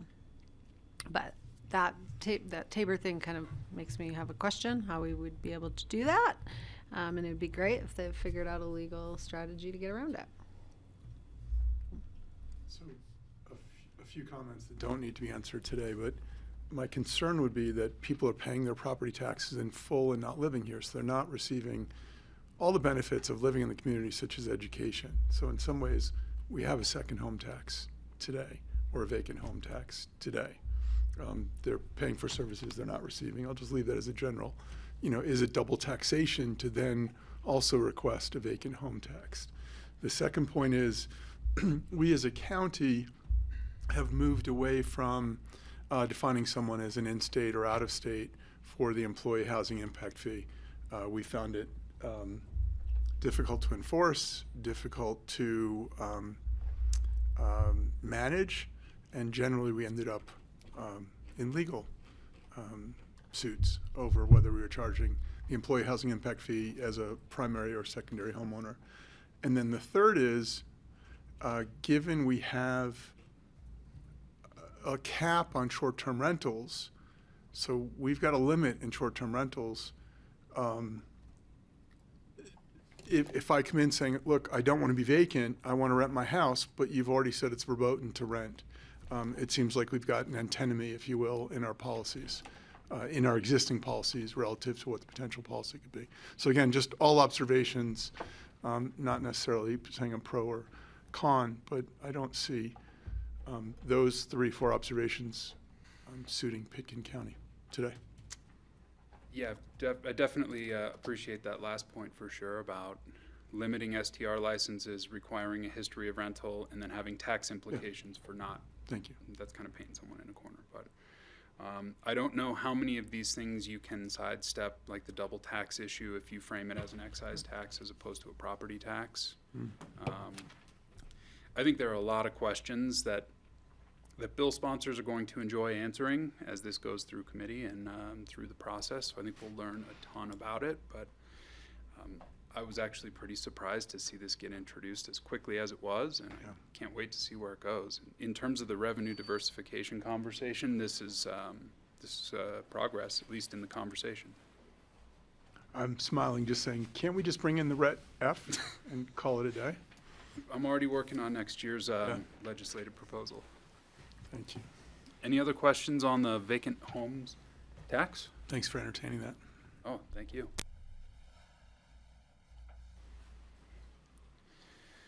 I wanted to circle back on the wildlife outdoor opportunity draft. I think there's also a draft in your packet about this, and in the meantime it has been introduced. So the 26-1008, if you get into the presentation later, you can click on that to all the legislature's website.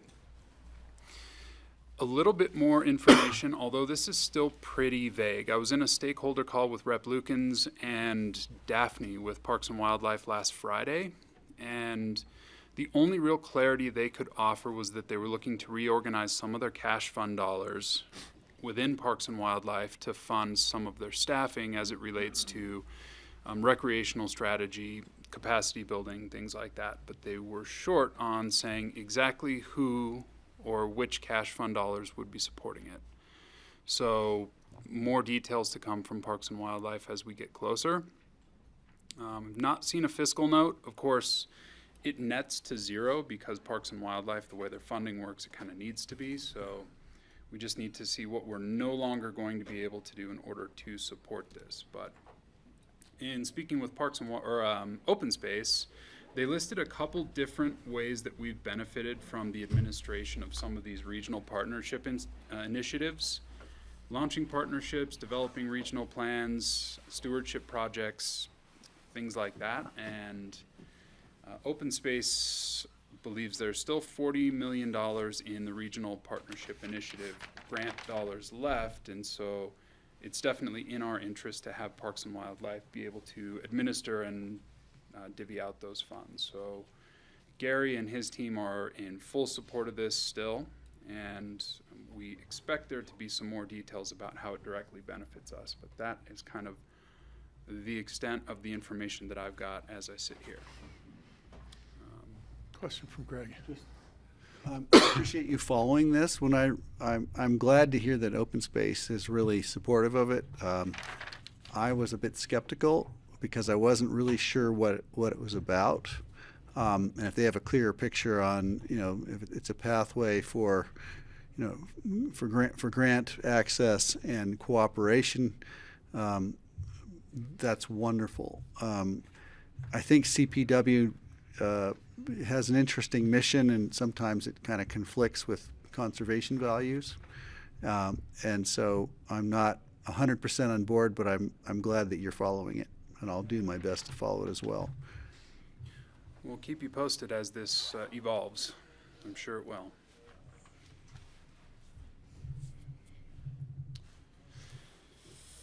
Wildlife safe passages. We talked about this last time when it was just a concept yet, and we have since gotten a draft of this, which I tried to attach to your packet, so hopefully you've seen the draft. It's not been introduced, but I just wanted to follow back up and see if there were any questions after you all had seen the draft from Senator Roberts.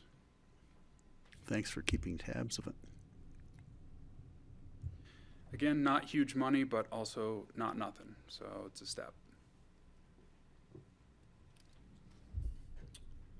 Housing developments on qualified property. This was lovingly glossed YIGB last session, and then it was Home Act when it was a draft, and now it is introduced legislation. This got introduced opening day, and just a few of the high points.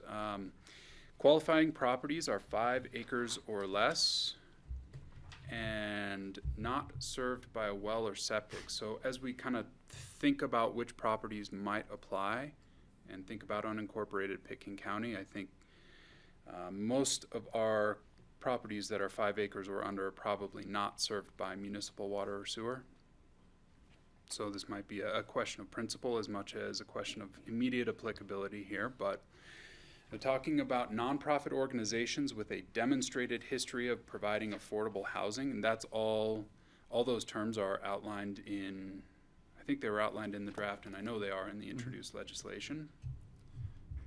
Nonprofits that provide public transit, school districts, housing authorities, transit districts, and the real key here is that they would be subject to administrative approval and basically screen through approval process up to 45 feet, 3 stories, not many density requirements. So it looks a lot like YIGB from last year with a few more requirements on which sort of nonprofits qualify. So this is set for committee 2 weeks from now, February 3rd, and that will also be really interesting to see what sort of guardrails are in place to prevent the concerns we saw last year in the Yes in God's Backyard bill. I guess I'm just wondering how this interacts. wondering how this interacts with location and extent, because many of these will already have location and extent authorities. And so does this get rid of those standards that they would ordinarily have to justify their project against location and extent? I mean, obviously nonprofits don't have that, so it expands their abilities to build housing, but I just don't understand what it does with location and extent review. We'll have to do some research. I don't know if our legislators would know to ask that question, frankly, but. I know Rep. Basnicker originally really liked this idea as it applied to religious church-owned properties. So I don't know how well-versed he is in that conversation. But Who also have their own exemptions that they qualify for. We'll get back to you. Okay, thanks.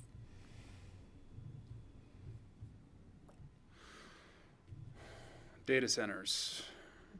So this was a draft, and I admire the effort that's listed out here. Admittedly, it's not anywhere near a final draft, I'm sure, as you saw when you read through it.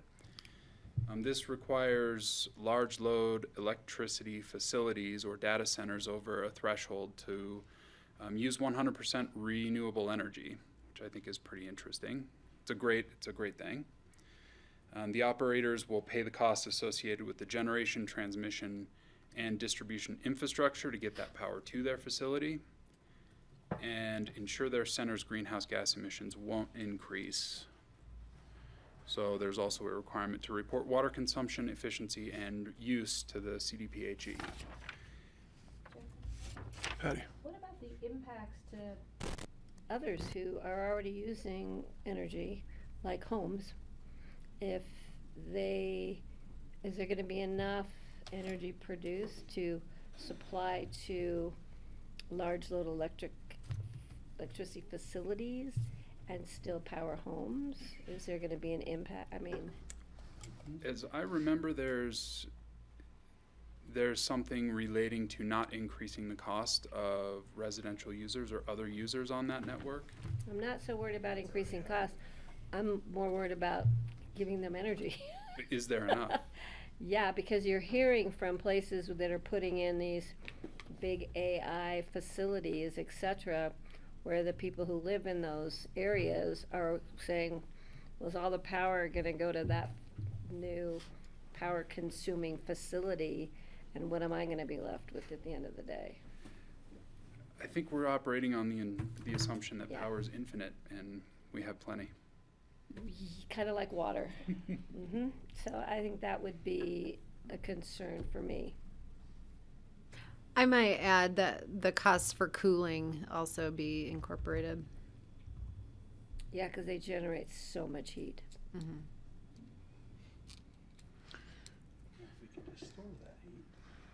Yeah. Maybe that's how they pay for their costs of cooling, for Heat generation. up all the neighborhood. Work it into a geothermal network. On the plus side, we actually have an introduced data center bill that was introduced last week. And this is not in your packet. Unfortunately, it was introduced after the submission deadline, so just kind of have to stumble along and read through this.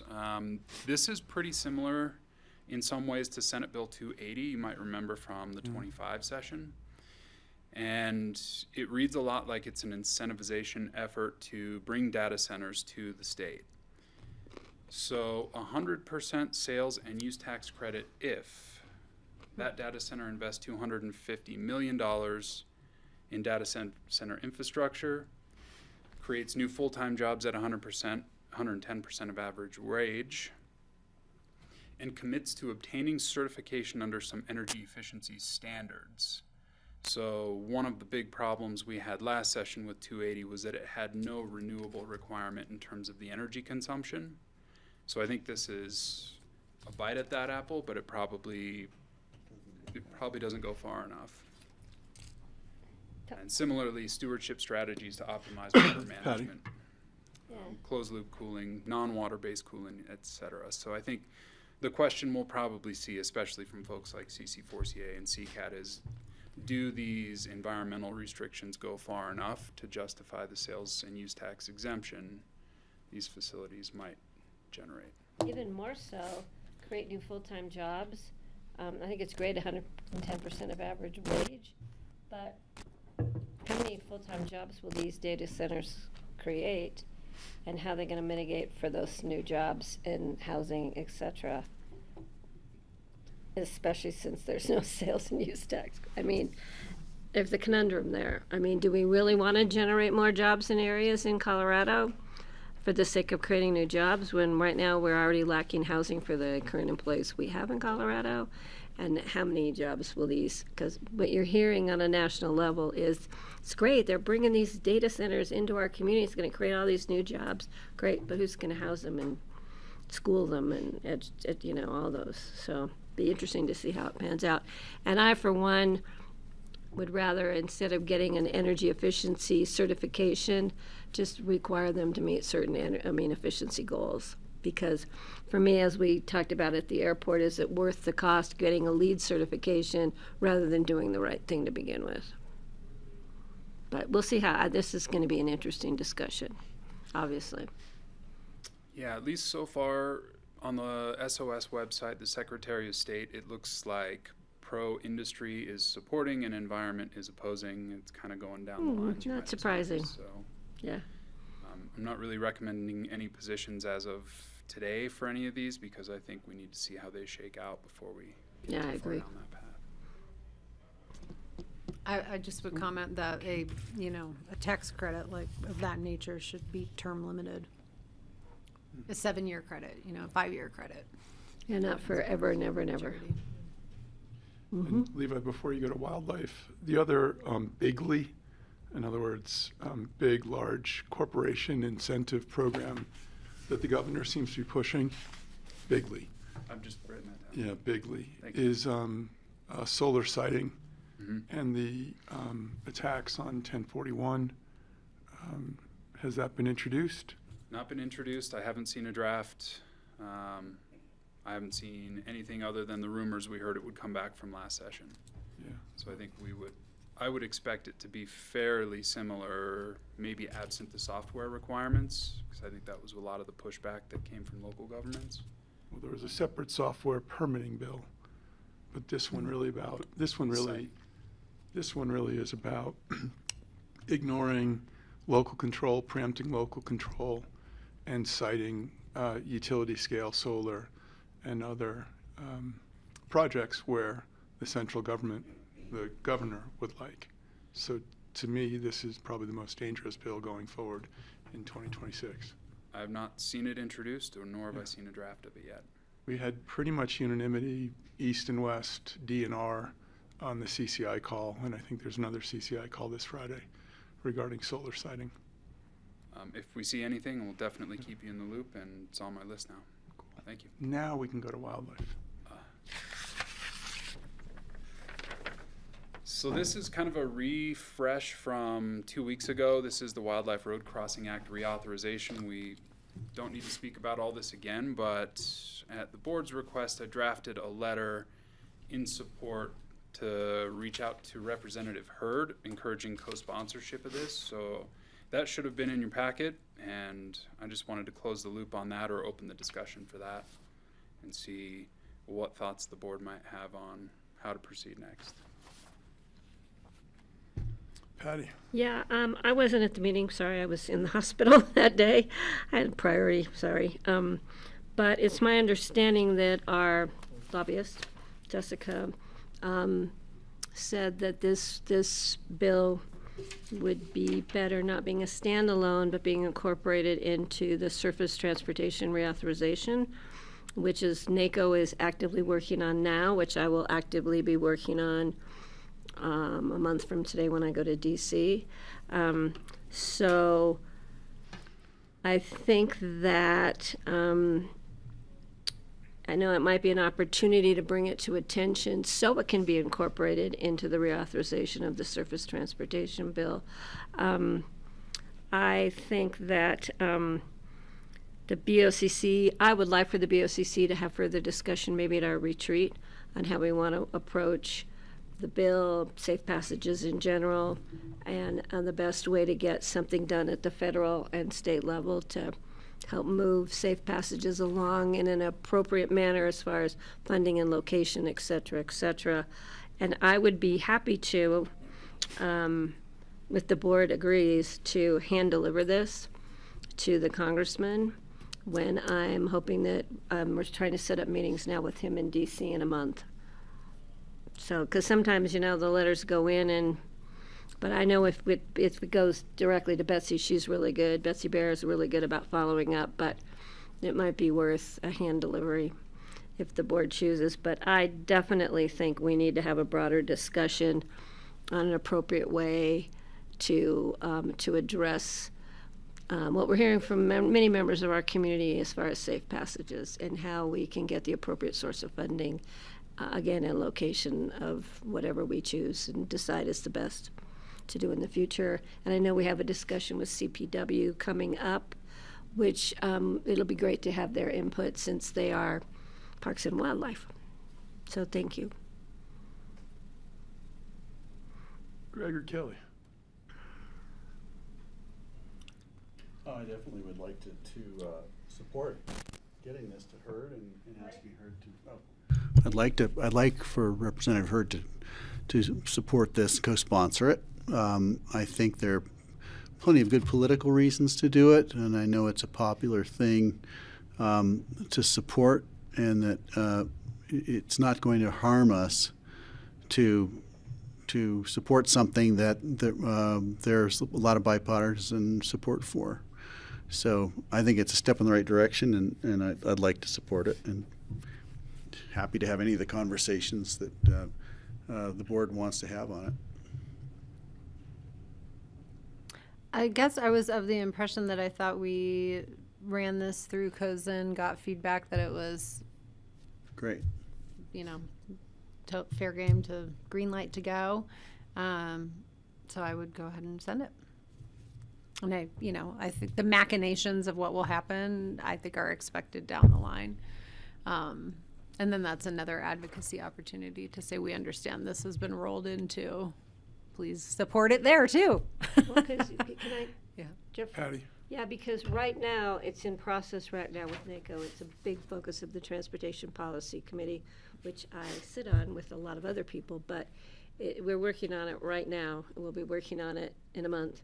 We're working on it the Western Interstate Region meeting in May, and we'll be working on it again in July to try and incorporate and move forward the reauthorization of the surface transportation bill.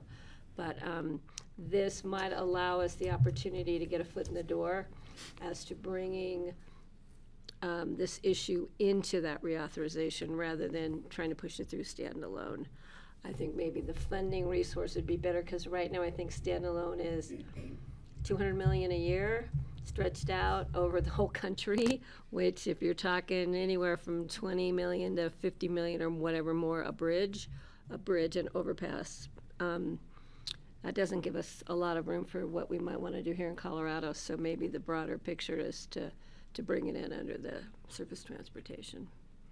So however the board would like to address it, we can send it and I can still hand deliver it in a month.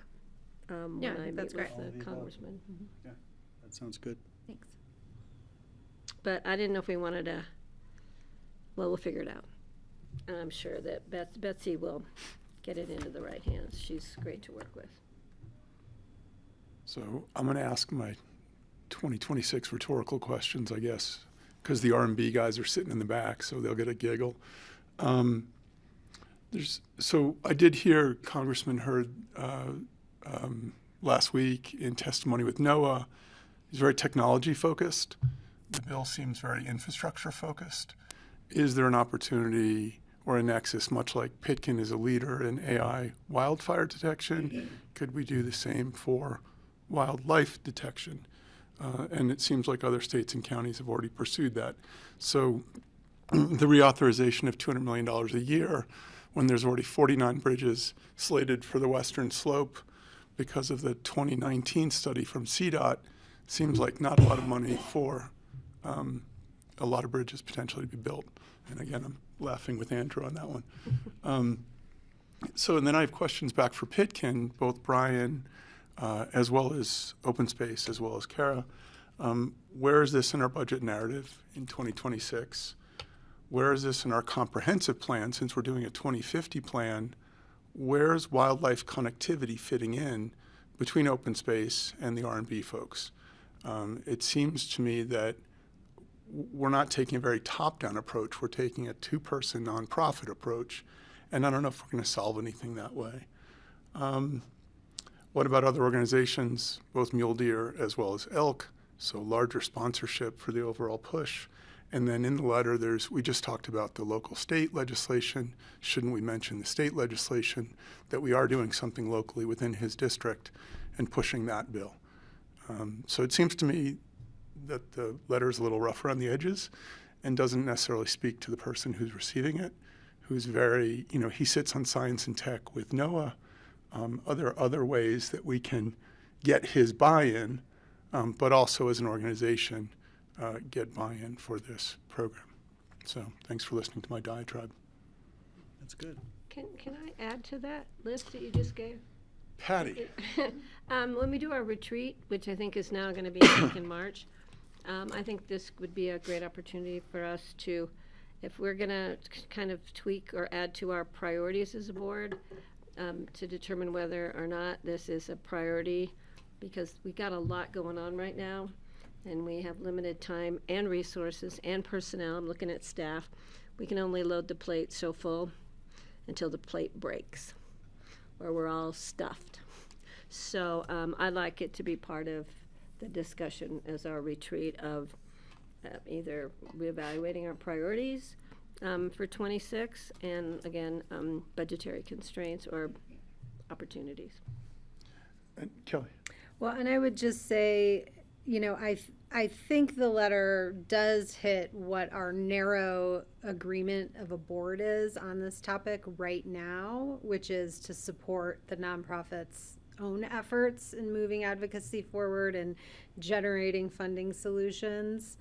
And so that's what I see this doing, is us just saying, okay, we know that this bill that Safe Passages thinks can help their cause doesn't conflict with any of our causes, and we can lend our support behind it, but it doesn't expand beyond into more of the things that I think you've raised that would be important for future board discussion about how expansive does the county want to get in, and how much leadership does the board want to provide on this. I think just right now we have very narrowly said, yep, happy to support you in ways that aren't problematic, and we'll do that. And so I think this does that, and maybe parking lots, some of the bigger picture questions that have to get wrestled with. And I did say that as part of previous discussion, that I would be happy to direct Safe Passages efforts to the appropriate way, whether it be to assist them in getting federal or state legislation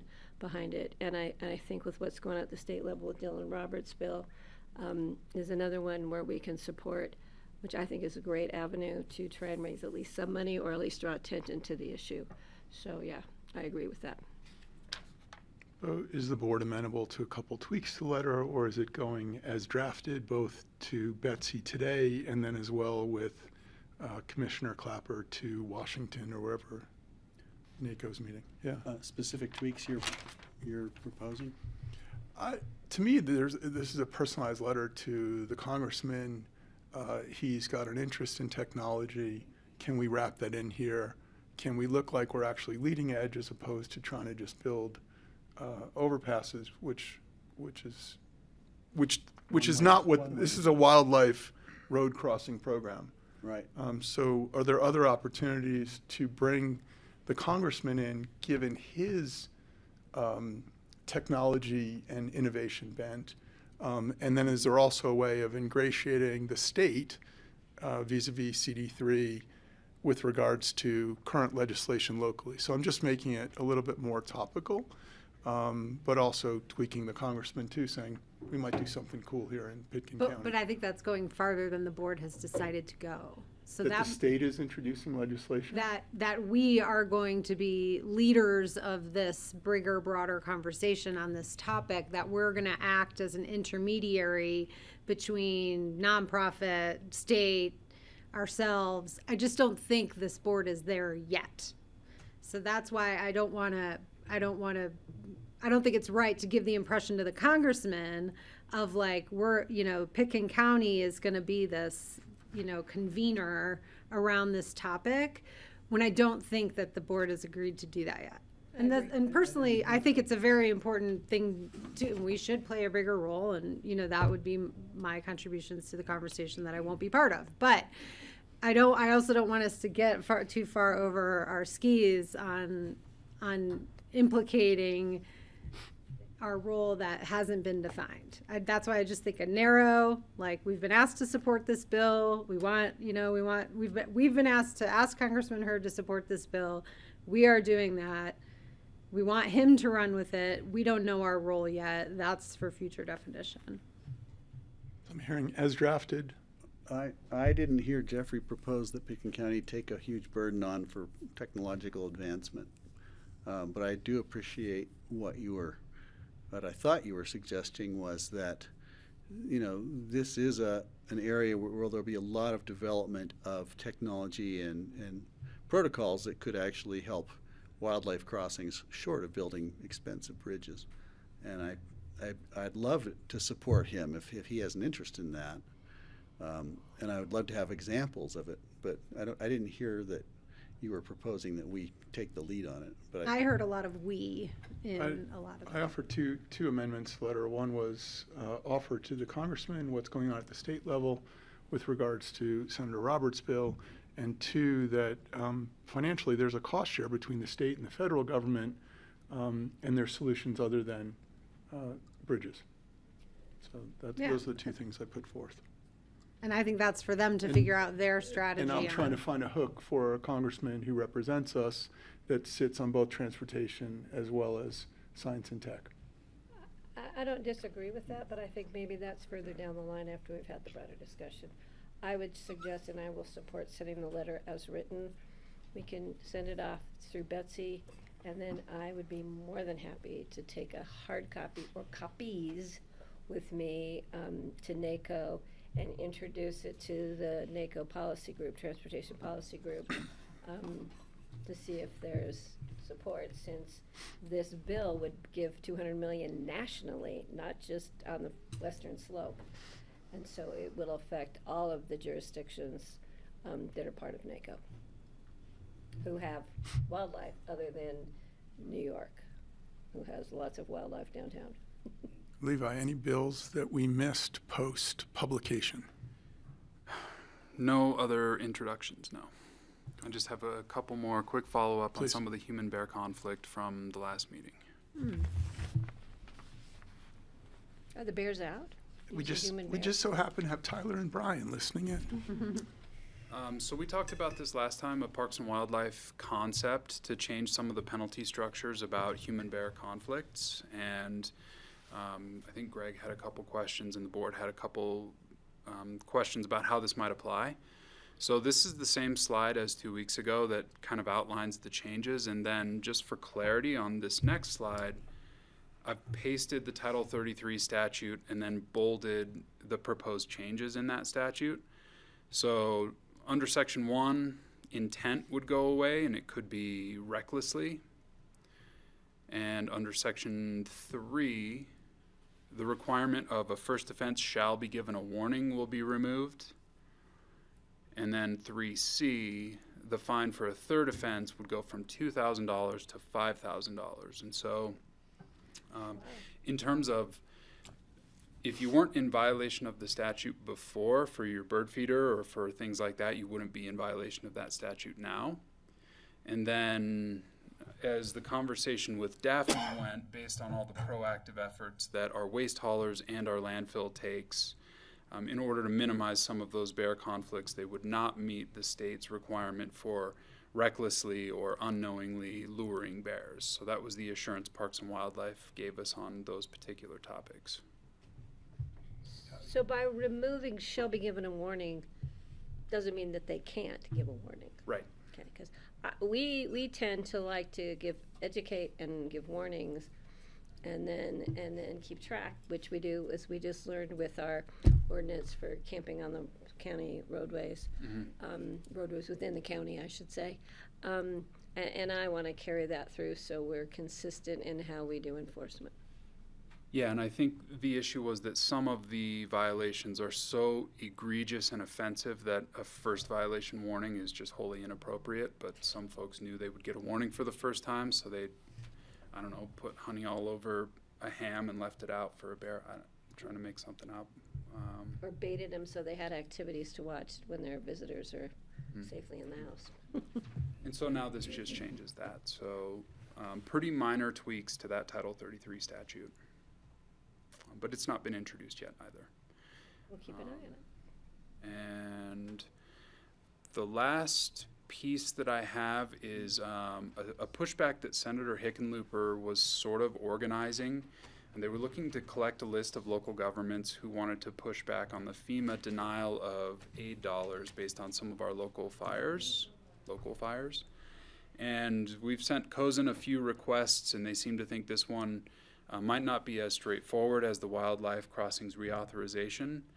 So I've not actually heard an official callback from them on avoid it or you're fine to do it. We're just kind of in a holding pattern for now. And I saw that our governor has already sort of initiated this process, so any local efforts might be kind of moot. But we did get that request from Hickenlooper's office, and we're just kind of in a holding pattern for now. So wait to hear back from COSNs as Yep. to you want to jump in or well, stay out. Yeah, I think we're waiting to hear back from COSN, and also I think as Levi said too, is trying to understand what the landscape is it local if the state's pushing forward, you know, is this a place where our voice is critical if the state is taking lead on it, or do we need to take action? So I think it seems to be moving day by day, so COSN's evaluating that. Jeffrey, can I, because I've heard in where the Western Interstate Region meeting with NACO is going to be, Lahaina, that they are pulling back any rental assistance for people who lost their homes. They're cutting them off with no place for them to live. So I think that it's an issue across the country right now with FEMA response to all these massive major disasters we're having. And it's literally leaving people out in the cold or in the warm in some places. But yeah, and people who are vulnerable and have nowhere to go. So. And that, unless we want to talk about this, Yeah, do you want to talk? this HHS letter. So I just kind of got a request today. You should have a physical copy of a letter in front of you. This also goes to Rep. Hurd, and it kind of speaks to some of the data as it relates to some of our human services funding cuts at a federal level. I think we were asked to provide some actual specific data, a few numbers, and then modified that into the number of people that might be affected, some of the reasonability of expecting counties to jump in and fill this with all the uncertainty. So I just drafted this letter this afternoon and brought it before you to see if that is something that you'd like to send off to Rep. Hurd. I won't go through all the statistics unless anybody wants me to. It's a great letter with great data. I really appreciate it. And the article that we just did for the Northwest COG newsletter points out what one of our concerns is, kind of human services based. And we didn't put the data in because there was a lot. We had a short time frame. So this will be very helpful in sharing this with our member jurisdictions who might want to call and find out what Pickens County is doing and what the impacts will be. So I'm going to carry it with me, multiple copies, and it's great information. Thank you. You should reprint it with that typo fixed. I will. And I've written all over this one anyway. And Lindsay Maish provided all this data, so I Great just kind of job. compiled it and put it in the letter, so I'm not taking So when any you get a credit for clean that. copy with signature, would you mind making sure I have one? And just for clarity, Congressman Hurd's office is collecting this for the entire state, not. There's one. Wanted one. I almost got through the day. And just to be clear, Congressman Hurd is collecting this for the state of Colorado, not just for CD3. It is the request has gone out to all counties in Yeah. Colorado to understand it. And I just want to echo what Levi had said. Kudos to, it took some time for Lindsay and her team. They have been trying to understand what these impacts are, working across all the different counties. And so we did let Representative Hurd's office know that it would take us a little bit of time to get this data together. And so the data that they've compiled is fantastic, and still there's a lot of, more to come, even as we're waiting for more information from the state. I think it's a great job, thank you. Can you illustrate more what the breakdown in the child welfare? What's the biggest chunk? Just to speak about it publicly. Well, just the staffing and block, and I was surprised we have 5 staff positions, so I don't know if that is some that are shared with Garfield County or. My understanding, and we can have Lindsay speak more, but one of the reasons it took a while to understand is because the way the pass-through funds come from the state between the social services block grant and the child care assistance program is how that is feeding into the different allocation from the state. And so it is somewhat. Child welfare. Oh, the child On the welfare. second Oh, page. sorry. Sorry, I just. Largest figure in the, largest figure, largest figure in the document. Yeah. Yeah, no, I Oh, think okay. the CCAP stuff makes sense. The $730,000 in child welfare is what I'm not totally clear on. I'll be honest, I have to get more information. I do think so, and we can get more information, bring that back. Yeah. Thanks. Anything further for Levi? Job. Just getting started. I'm just getting warmed up. Thanks, Levi. Thank you. Only 2 Thank weeks you. Get in, this right? document and DocuSign over to you. That'd be wonderful. Thank you. And the question while you're at the table still is, should we share this with Senators Hickenlooper and think we should. Bennett? Given the work that went into it, it makes sense. Thank you. And if need be, I can take copies with me to DC. I'll put together a little packet before I go. I'll talk with Jessica to Excellent. hand deliver to. I think it's important. Awesome. Levi, thank you so much. Thank you. So if it's all right with the board, we're going to continue through to solid waste. We're about 6 minutes early for Brian Tyler. And then up next, we have DJ, Linda, Andrew, Scott, Jeff, and Ryan. Possibly. Anybody else who might walk in the room, we'll add them to it.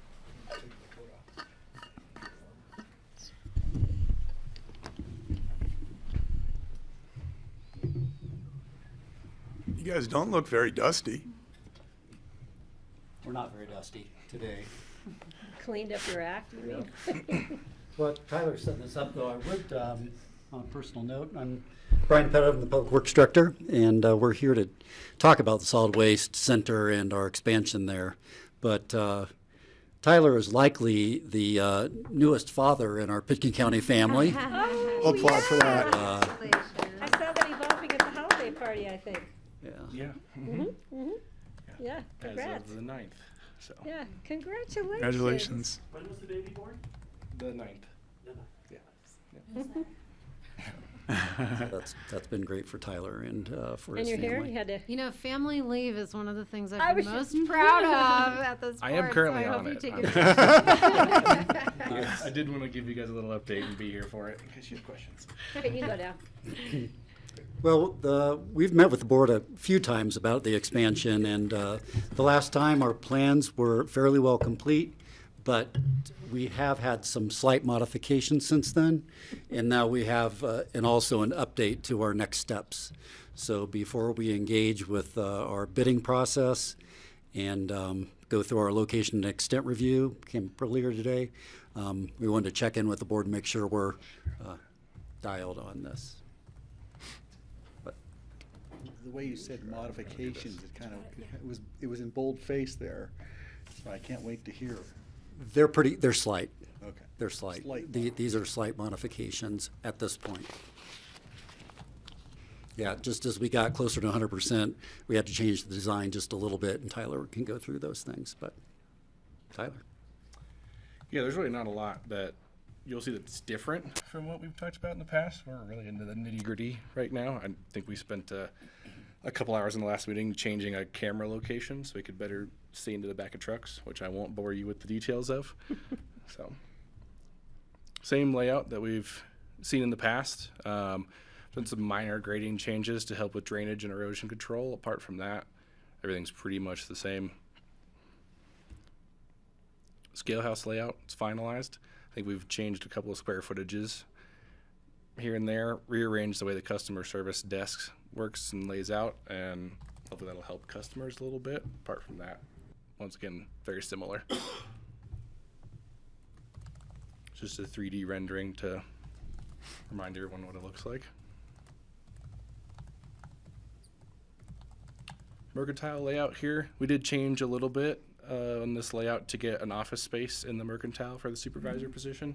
So that helps out a little bit with separating the working staff from the supervisor within that space. But apart from that, the meeting room stays the same, the touchdown offices are the same, and the overall square footage remains the same. Only change on this slide from what you've seen in the past is the solar array is now on the building. So that's there. We can touch on solar later. I have a slide for that, but it's really all the only difference you can see here. What's the roof pitch? Off the top of my head, I have no idea. 212. Happy Not to this send it to much. you if you'd like. 212 means there'll be snow on it through January and probably February and more. Well, you're being optimistic. No evergreen. Yeah. No evergreens near it. You're good. You got one tree. Pretty clear. This is our hazardous waste layout. We did change a little bit here. You can see that new volatile storage area. That helps us get into a different fire classification. That helped us drop the amount of water we need on site, as well as make a little bit of a safer area with one room that stores the more dangerous chemicals. That's isolated completely on its own suppression system, its own backup power, and then the rest of the building functions on a lower hazard class.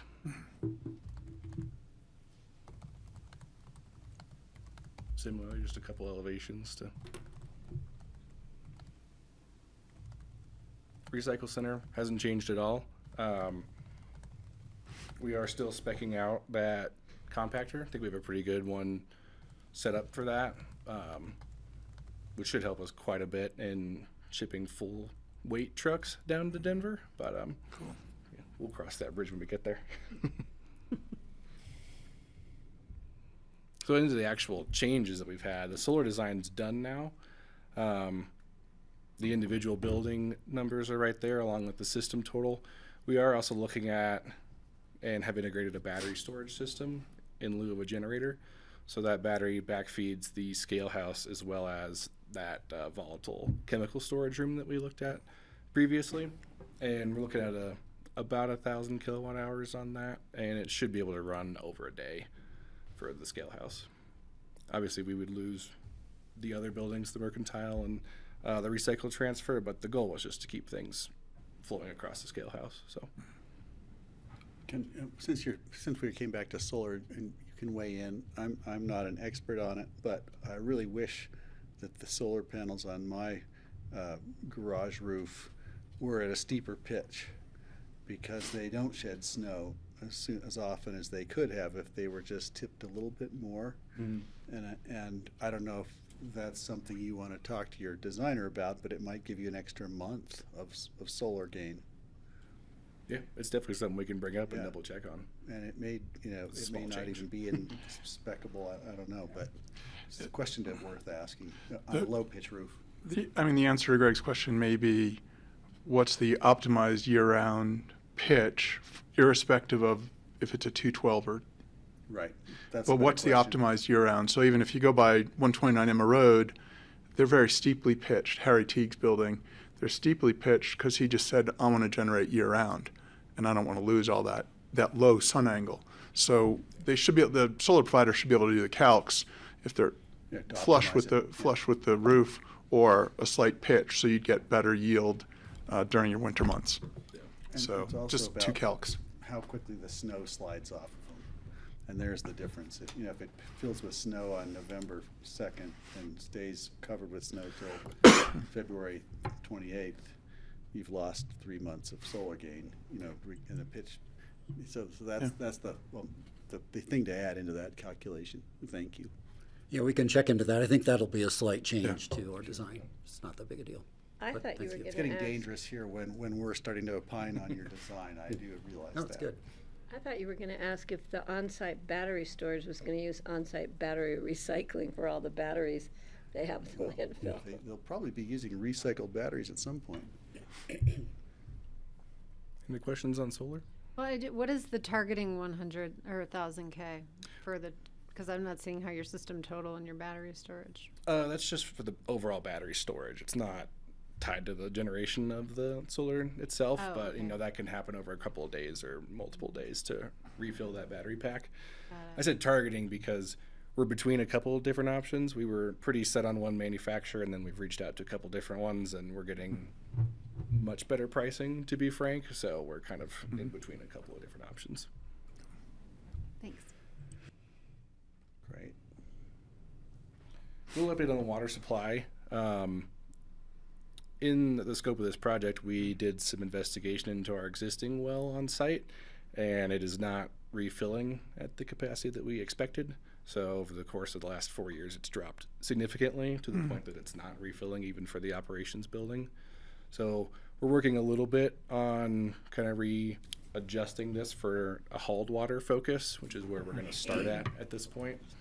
And so just an update on how that's looking. The plan right now will be to haul water from the city of Aspen, which is exactly what we do now for the other 3 buildings on site.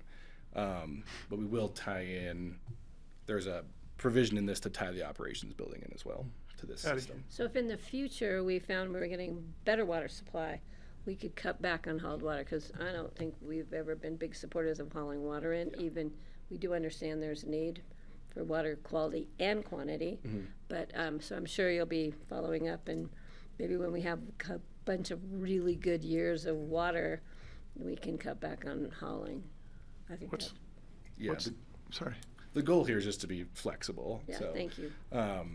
we're not changing anything with the existing building infrastructure, so we can switch that building back to well whenever we want. So Hopefully sooner yeah, than later. that part's easy, and then exporting it to this building wouldn't be difficult Thank either. you. Does it make sense, given you're starting construction on the new facilities, to go re-drill at a lower depth? I don't think it's going to matter. Really? This is a tributary well that feeds the Roaring Fork River, and it was a crapshoot to begin with. Okay. We thought it might work. It worked for a while. Yeah. It's not working in dry years. I think when we have wetter years, we might be back into water, but not now. Thank you. Thanks for that. Question just about, I was thinking about in Bermuda, they all have rooftops that feed cisterns. And I'm just wondering, is there enough surface area where you could catch enough snow and water through the year to actually make a difference? That No, may thanks come at for a the great question. expense, I don't know, just a question. It seems like we basically own the entire little valley up there. And is there some way we can catch it before it goes into the ground or sublimates? Yeah, I think there's probably a chance we could look at that.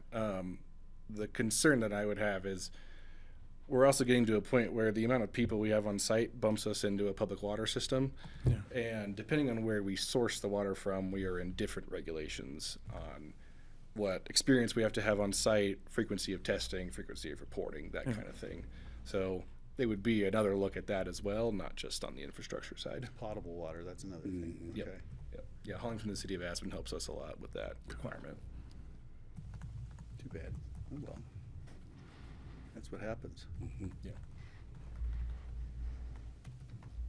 So it's just kind of a list of next steps. This is a bunch of dates, so I'll kind of read off the most important ones. As you guys know, we did the first reading of the debt ordinance, so the second reading is coming up. Around that time, hopefully a little before, we should have the bond rating in our due diligence call and have a better idea of what that revenue is going to look like.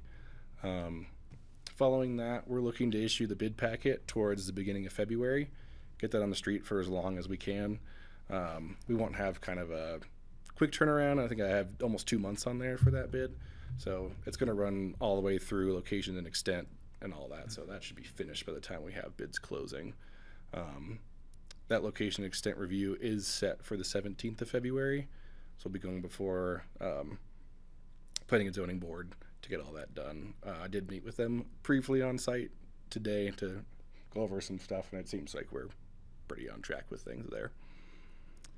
All that going well, hopefully we're getting the bid closing at the end of March and then starting contract negotiation, any value engineering we can get on board of in April. And then we'd like to come back towards the end of April for a final project scope and review with you guys before we start construction. We don't know what those bids are going to look like, and so if we have to make any changes to this design, we want to make sure that you're aware of what those changes could be and what the alternatives are. I have a critical question. So is it a boy or a girl? That's a boy. What'd you name him? His name's Ryer. Ryer? That's awesome. Oh, great name. We get him confused with Ryan and Rye and Ryan and Ryan Ryer. Welcome on board. More R's. Congratulations. Any further questions for Tyler and Brian? Thank you, guys. No, thank Yeah. you. Thank you. Thank you. Fantastic. Bears, what about the Moving Bears? ahead. They're hibernating. Hopefully. Like hibernation stalls for them, you know. So Brian, do you mind inviting up your full team and I just having them don't join mind us? them. I would love them to be up here. They're going to be up here at Because some right point now they're like anyway. heckling me, and I'm like, Yeah. you guys, come on. I can't see what they're doing. And just pull up a seat, Linda. Linda, when you're done, I have a question for you about some numbers, but do you want to later? Jeff, come on up. DJ, Hi. come on up. Yeah. How are you? Good, I haven't heard from you in a while. I just talked to him very briefly. Which way you want me? That's fine. You go. Yeah, don't you do that. Thank you. You know what? She's right there to fix it though. Thank you for joining us. Yeah, thanks for having us. This is great. Yeah, and just because we didn't do the normal budget session this year, I think the county wanted to bring individual departments here just to update you on what we're doing. The plate is not broken, Patty, but it certainly is full with the things that we're doing in That's what public Gorilla works Glue alone. is for. But here's our organizational chart. We have 67 employees. These are frontline public servants that provide the service to the residents and visitors of Pitkin County. And we're just here to tell you a little bit about what we have going on. First, we have Public Works Administration, and this is just is what I'm doing, which is I'm continuing as the chair of the Intermountain TPR and attend the STAC meetings on a monthly basis. Recently, we lobbied the Joint Budget Committee of the legislature to continue to fully fund CDOT. Last year, over $71 million was rescinded and caused quite a little fire drill, not only in CDOT, but also at the regional level when that money was brought back into the state coffers. So we jumped the gun this year. We sent a letter to the JBC and said, hey, please fully fund this just as we have expected you would in 2026. So that's happened. We continue to be active there. Also, Andrew, Linda, and I are actively involved in the project leadership team for the entrance to Aspen. Cool. And so we are looking at that record of decision, which will be sent to CDOT and to FHWA for the reevaluation. But before that's done, we want to look at some slight modifications that could make the entrance better than it is today, but would not kick it into a new EIS. So those modifications are being studied right now. And once they reach Tier 2 level of study at the end of February, those will be presented to the public in general. And we'll get the feedback from the general public. The City of Aspen's taken lead on this and is doing a great job coordinating with us all, not only with Pitkin County, but other organizations and interested parties throughout the upper Roaring Fork and Roaring Fork Valley in general. Patty for Brian. Yeah, just real quick, when we talk about funding, how much was it the feds just recently cut out and then brought back, or did they bring it back, or where does that say? It was, for some reason, 48 million, but that doesn't sound like enough. I don't know the answer to the Okay. question. There was I like, read recently it's coming back, but we haven't heard. do you know how much it was? Do you remember? No, I don't know. I don't know. Well, the we can number. touch base on that, because Yeah. that may be another issue when I go to Washington. I sort of wait to hear if Jessica or Eli or Levi or someone else has heard Okay, that it's actually all right, coming I'll back. follow up, thank you. Brian, Thanks. who's leading the entrance to Aspen conversation for the city since Jen Uten? Tyler Kristoff has taken the lead on that, and again, they're doing a fabulous job of communicating and involving all the partnering agencies. Are we going to vote on it again? I don't think so. And And to make it to 40. then we'll go to engineering. Hi, board. Andrew Knapp, county engineer here to talk to you again. Talk about kind of what we have coming up for 2026 to manage the assets of our road and bridge network. And maybe before I get into this, it's often overlooked, but my department also manages the right-of-way permitting program for the county. You know, any work within county road right-of-ways, be it for a utility cut, traffic control, special events, they need to have a right-of-way permit from my office. And that position is vacant. So juggling that as well as the other duties right now, hopefully we'll get that position backfilled here shortly to prepare us for the upcoming deluge of right-of-way permits as they always come spring thaw. But for 2026 capital construction projects, a few on the docket here. The Redstone South Bridge replacement. Have some good news to share. We got some good bids back on that project, and we recently awarded it to Myers & Sons Construction under estimate. And hopefully we'll be executing that contract here soon. And then with that contract in hand, they will mobilize to Redstone in February to prepare for the bridge closure, which is no earlier than March 2nd per our specs. Get them into the river, get that bridge demoed before the water comes up. We have water to come up this year, but you know, we write these specs and requirements before we know what the winter will bring and need to prepare for average conditions. And our reopening milestone is September 4th. We, per your direction, were able to include an early completion incentive for that, and are hopeful we'll be able to pay out the entirety of that early completion incentive, which would have the bridge reopening sometime in August. We also have the Slaughterhouse Bridge rehab and Cemetery Lane paving project out to bid right now. A big milestone on that project is to complete that bridge work on the Slaughterhouse Bridge prior to July 4th, when we see a big increase in traffic for the summer season. And we're also including work hour restrictions on that bridge for no work prior to 9 a.m. to allow for morning rush to dissipate. We did not include a work hour restriction for the afternoon rush just because there wouldn't be many working hours left if we did that. So that wasn't included. And then we also have the Red Mountain Road, Castle Creek Road, asphalt and drainage. We're also going to touch Twin Ridge Drive, and that is currently advertised for bids. And then pending right-of-way acquisition, you probably get sick of seeing this one here, the Silvers Creek culvert replacement. We don't have a right-of-way yet? Not yet. You know, Rye has his hands full. So moving on to kind of what we're actively.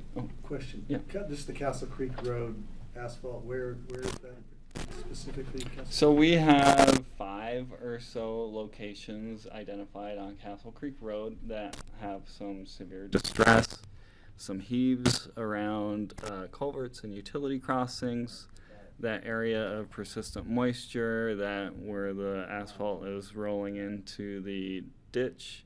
And we want to get these addressed to get Castle Creek Road in good condition prior to chip sealing it in 2027. So this is kind of getting all those major issues addressed, so we're in good shape for that chip seal in 27. Thanks for focusing on that. Yeah, you bet. Is there a portion, isn't Twin Ridge Drive in the city? Or is there a portion of it? Or is That's in the county. That's a county road. It's a very short road, and all of it is in the county. Yes. I was hoping we could get the city to partner with. It's just cities to lead from the city to the city, but somewhere in the county. You know, if you look at the boundaries of the city, there's some head scratchers. Really, I find that hard to believe. Thank you. Yeah, you're welcome. And currently under active development is the Aspen Airport Business Center multimodal transportation plan. We've got a consultant team on board. We recently got our first look at some of those options for better utilizing our county right-of-way in the ABC. It's a bit messy right now, and we know the lumberyard is coming, so trying to get ahead of that and make the whole area safer and also kind of fit the evolved needs of the ABC. You know, it's being asked to do something it was never intended to do. It's turned into a vibrant multi-use area, you know, light industrial, commercial, residential. It's got it all in there, and it doesn't have the infrastructure that would support that. And so we'll be going back out to the public here very shortly after we take these options to the Technical Advisory Committee here in the next couple weeks. Also working on collaborating with CDOT to get permission to construct a new crosswalk across Highway 82 for the Mountain Valley neighborhood. And I was personally surprised just how high of a volume we have of crossings at that location. To get their permission, we had to do some pedestrian and bicycle counts out there, and they were very high and met all of our warrants for them to give us a crosswalk begrudgingly. We've got some options for them to review, and once we get an approved option, we'll start working on getting those final plans. Is that where like the and Stillwater Lane is? Yes. Yeah. Yeah. To get to the bike trail and to the bus stop, back and forth. Yeah, you know, you got the East of Aspen Trail on one side of 82 and Mountain Valley on the other side of 82, so there's a big draw across 82, and it's the kind of transitional zone where you're kind of coming out of the rural Independence Pass area, and it's transitioning into the more developed urban boundary, and it's people fly down Independence Pass. They're driving pretty fast. And Well, both ways they're driving pretty fast. they drive fast everywhere. But yeah, absolutely. Hopefully we'll get some good direction from CDOT and can move forward on a crosswalk at that location to support our constituents. Yeah, just regarding the ABC. Mike? Thank you. The ABC multimodal, anticipating a new stoplight coming in out there with the lumberyard project. We've got the Transportation Coalition, racking brains for, 9 months or a year now. Who from Public Works is attending those? Is anybody attending those meetings? I go to as many as I can. Francie goes to the ones I don't make it to. I'm just wondering, Linda, you come occasionally, I've right? gone to a few of them, yeah. Yeah, They're in the corner. I think that it'd be great. Somehow we've got to make a connection between what that group has accomplished, which is remarkable, with the people that are actually doing the work and making things happen. And I've talked to them about it already, and to RAFTA. It's like, there's a valuable information here, but there's also plenty of opportunities to go off on the wrong foot, perhaps is the polite way to say it. And so I'm wondering if there's an opportunity to come on Thursday, who's the last meeting, so you wouldn't have to come to more than one, but it might be worth just kind of getting the download, because what you're doing at the ABC may actually help inform, what they're proposing. Maybe. So Maybe, yeah. What we're really trying Grasping to here. No, it's a good comment, but what we're really focused on is kind of our existing right-of-way platform that we have out there, and we have incomplete sidewalk networks. We have very dangerous I'm familiar with that. crossings and intersection locations. We have severely over-allocated parking and major parking challenges out there. So we're really kind of looking within the bounds of the ABC. Now we do have RAPTA on our technical advisory committee, and there have been some kind of broader That part's good. discussions about potential bus stops within the ABC and whatnot, but we're trying to kind of stay focused on what we have control over and what we can deliver in the ABC in very short order, because we know the lumberyard is just around the corner, and that's just going to put jet fuel on some type of fire we have going on in the ABC.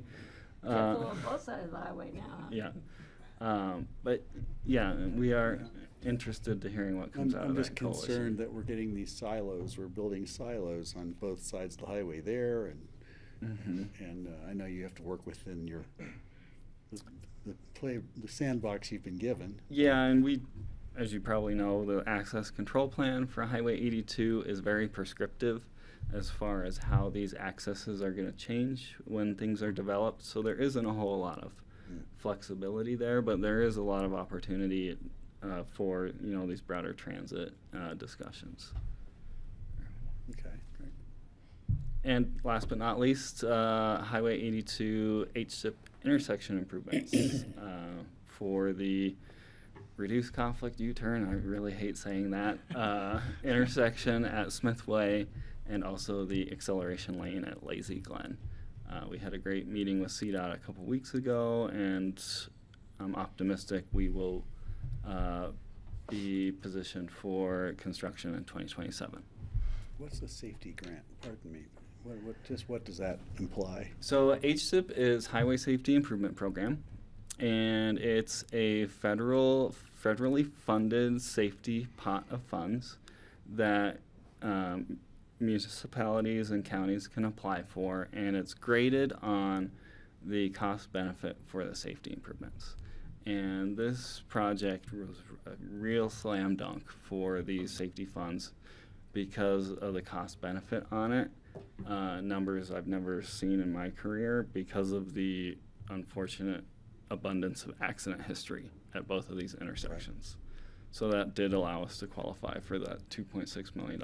And that money can go to the actual infrastructure changes? Yes, those are construction funds, currently estimated $2.8 million project, $2.6 million of which is coming from CDOT. We Great, got the whole well pot of done. money too, Nicely didn't we? done. Yes. You did. Thank you. Thank you, Andrew. Well, good afternoon, board. Top I'm that. DJ Hughes, the Road and Bridge Manager, and I just wanted to bring up one very important aspect of Road and Bridge. As of today, we are completely 100% staffed. Good job. It is definitely a great feeling. So I give a shout out to the entire Road and Bridge Department. These are the guys that are making all the maintenance happen that Andrew and I collaborate with. And so we have 11 people in the department. I am the manager. I have one operations supervisor, and we have 9 operators. That picture was actually taken this morning. Oh, really? Wow. It's amazing what you do when you tell guys they can drive big trucks. Absolutely. So I thought it was just most fitting that we talk about winter operations. I think if we talk about it a little bit more, we might get some more snow for the valley. Pretty desperate Let's talk here. about it a lot. So from roughly about December 1st to April 1st, Road and Bridge is in winter operation mode. Typically, we're out there plowing snow. We have 2 shifts. Our day shift is 4 a.m. to noon. And then our afternoon shift, or what we call a night crew, is from 11:30 in the morning to 9:30 at night. These guys are out there, and who knows what kind of adverse weather conditions, and they're knocking it out of the park. Except for on occasion, as you can see, we do have a mess up, and we do end up in the snowbank ourselves. Our summer operations this year, the big picture items for us is our sign maintenance, our gravel road maintenance, our roadside vegetation management, asphalt maintenance, the guardrail maintenance and repairs that we have going on, and our Forest Service roads. Along with all of those projects that we have going on are the unknowns. Emergency response, mudslides, spring thaw, hopefully we get it. We also, coordinate with work with our incident management team and our emergency partners. So there's a lot of different things that our road and bridge crew actually help with. And as you can see in the bottom, our operations are Monday through Thursday from 6 o'clock in the morning to 4 o'clock in the afternoon. The picture on the left was a great partnership right there with Aspen Fire Department. This last recent windstorm that we had a lot of fallen trees, and I have to thank them, for coming out and giving us that support and giving us that hand. The middle picture is Watson Divide after it's freshly graded, and we put the dust control on there, and the two guys on the right hand right there holding the stop paddles telling me that it's time for me to stop talking. Dust control, just what's the dust control chemical nowadays? That actually is a product from Envira Roads. That is a full natural product, basically tree sap. Lignin sulfate? Lignin. It's almost like a lignin sulfate. We have been putting that as a top coat on Watson Divide to help hold the road together, which we have seen a good success rate with that. We still do utilize the mag chloride as it helps pull that moisture in, but that top coat really helps hold everything together. We're seeing a little bit more longevity with that. So Interesting, yeah. it does. Thanks.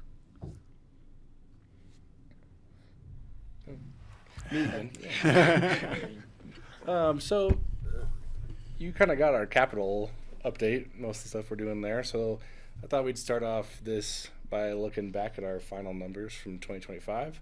So a handful of numbers up there. We were up on MSW. We're up on recycling transfer, getting out of here and going to Denver. We were up on soil products sold and created on site, which is great. We were down on concrete accepted, which is interesting. 12% is actually a decent chunk for us. We haven't seen a drop in that in I think 3 years, 4 years. And all that changed to say that our transaction numbers across the scale were basically the same as the previous year. We were within, I think, 50 transactions from 2024 to 2025. Our overall diversion rate was 41%. Last year it was 42%. So we saw a little bit of a drop because of that MSW increase. A lot of that was contaminated soils from lumberyard. So blame the city for that one, but that's fine. And Well, then, the concrete probably had an impact as well. yeah, concrete is a little bit. And then we did do a flyover this year, mapping our new cell as well as the couple of pockets left in the old existing cell, and we're targeting 4 to 5 years left on that. We do have that expansion that I know we've talked about before. Hopefully we're going to do that in 2027, be able to start filling that in 2028, so we have a couple years of buffer in between. So we're Down to the wire. we're doing good.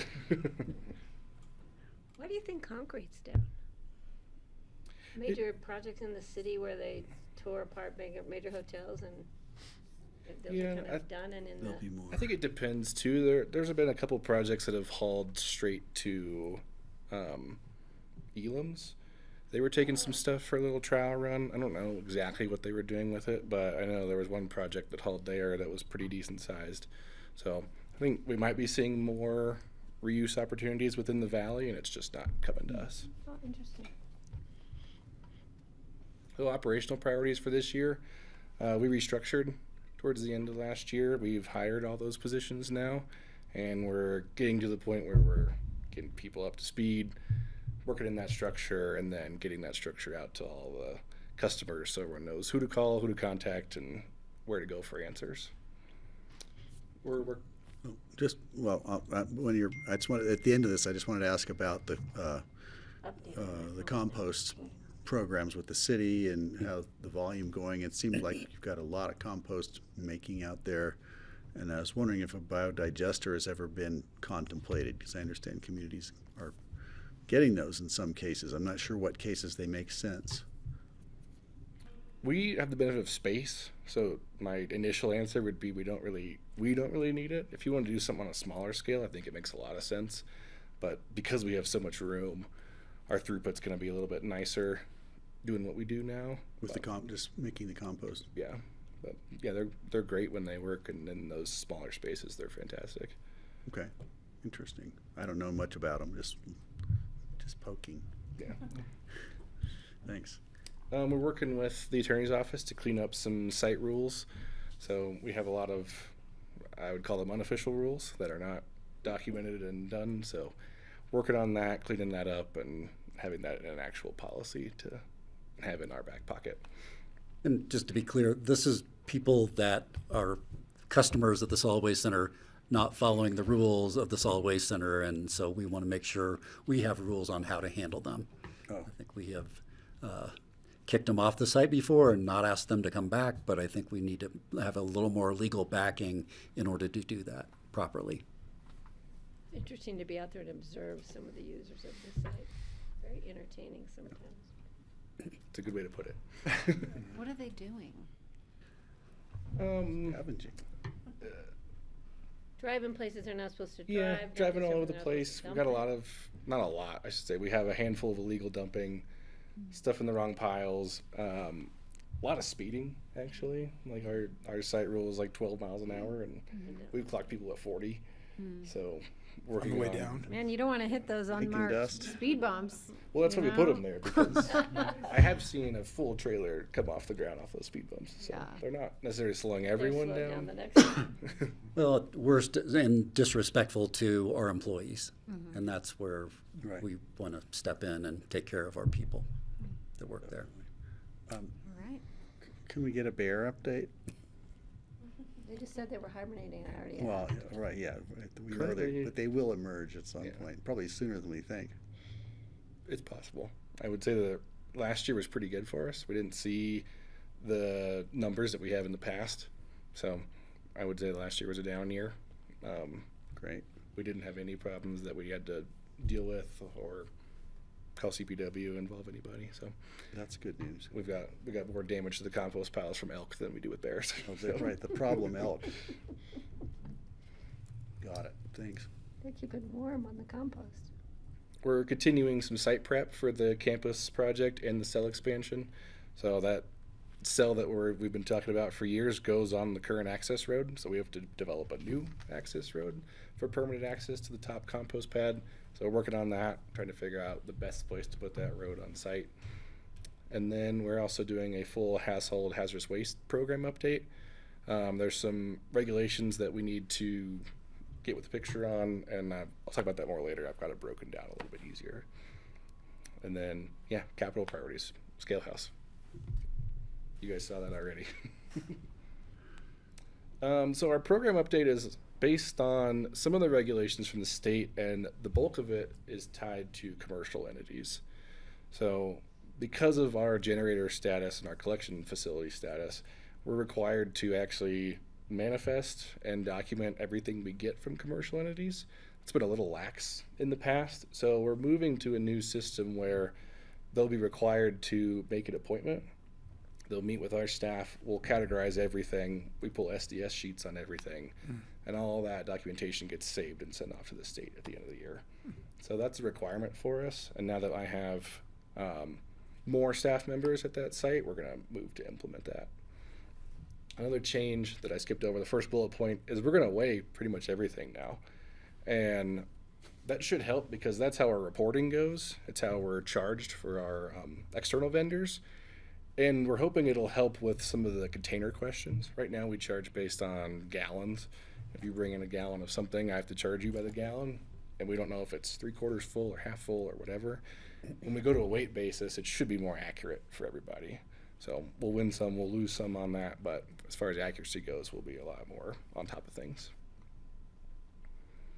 We got some internal procedures we're going to adjust just to reduce exposure. So we're adding more categories on our internal side that, like flammables. We're going to split that up from one category into 4. That'll help with some of the fume problems and co-mixing chemicals that are fine, but we probably shouldn't co-mix. So we'll adjust that, and that should help our staff out a lot. E-waste is part of this that isn't going to change. It's not tied to like the hazardous waste regs, so it doesn't have any impact on any of this, so that'll all remain the same. And then the big one that's tied in that e-waste line item is we are going to start closing on Wednesdays for processing.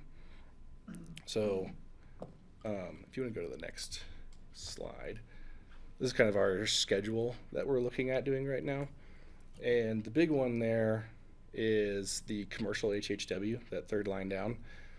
Our appointment blocks are going to be Tuesday and Thursday.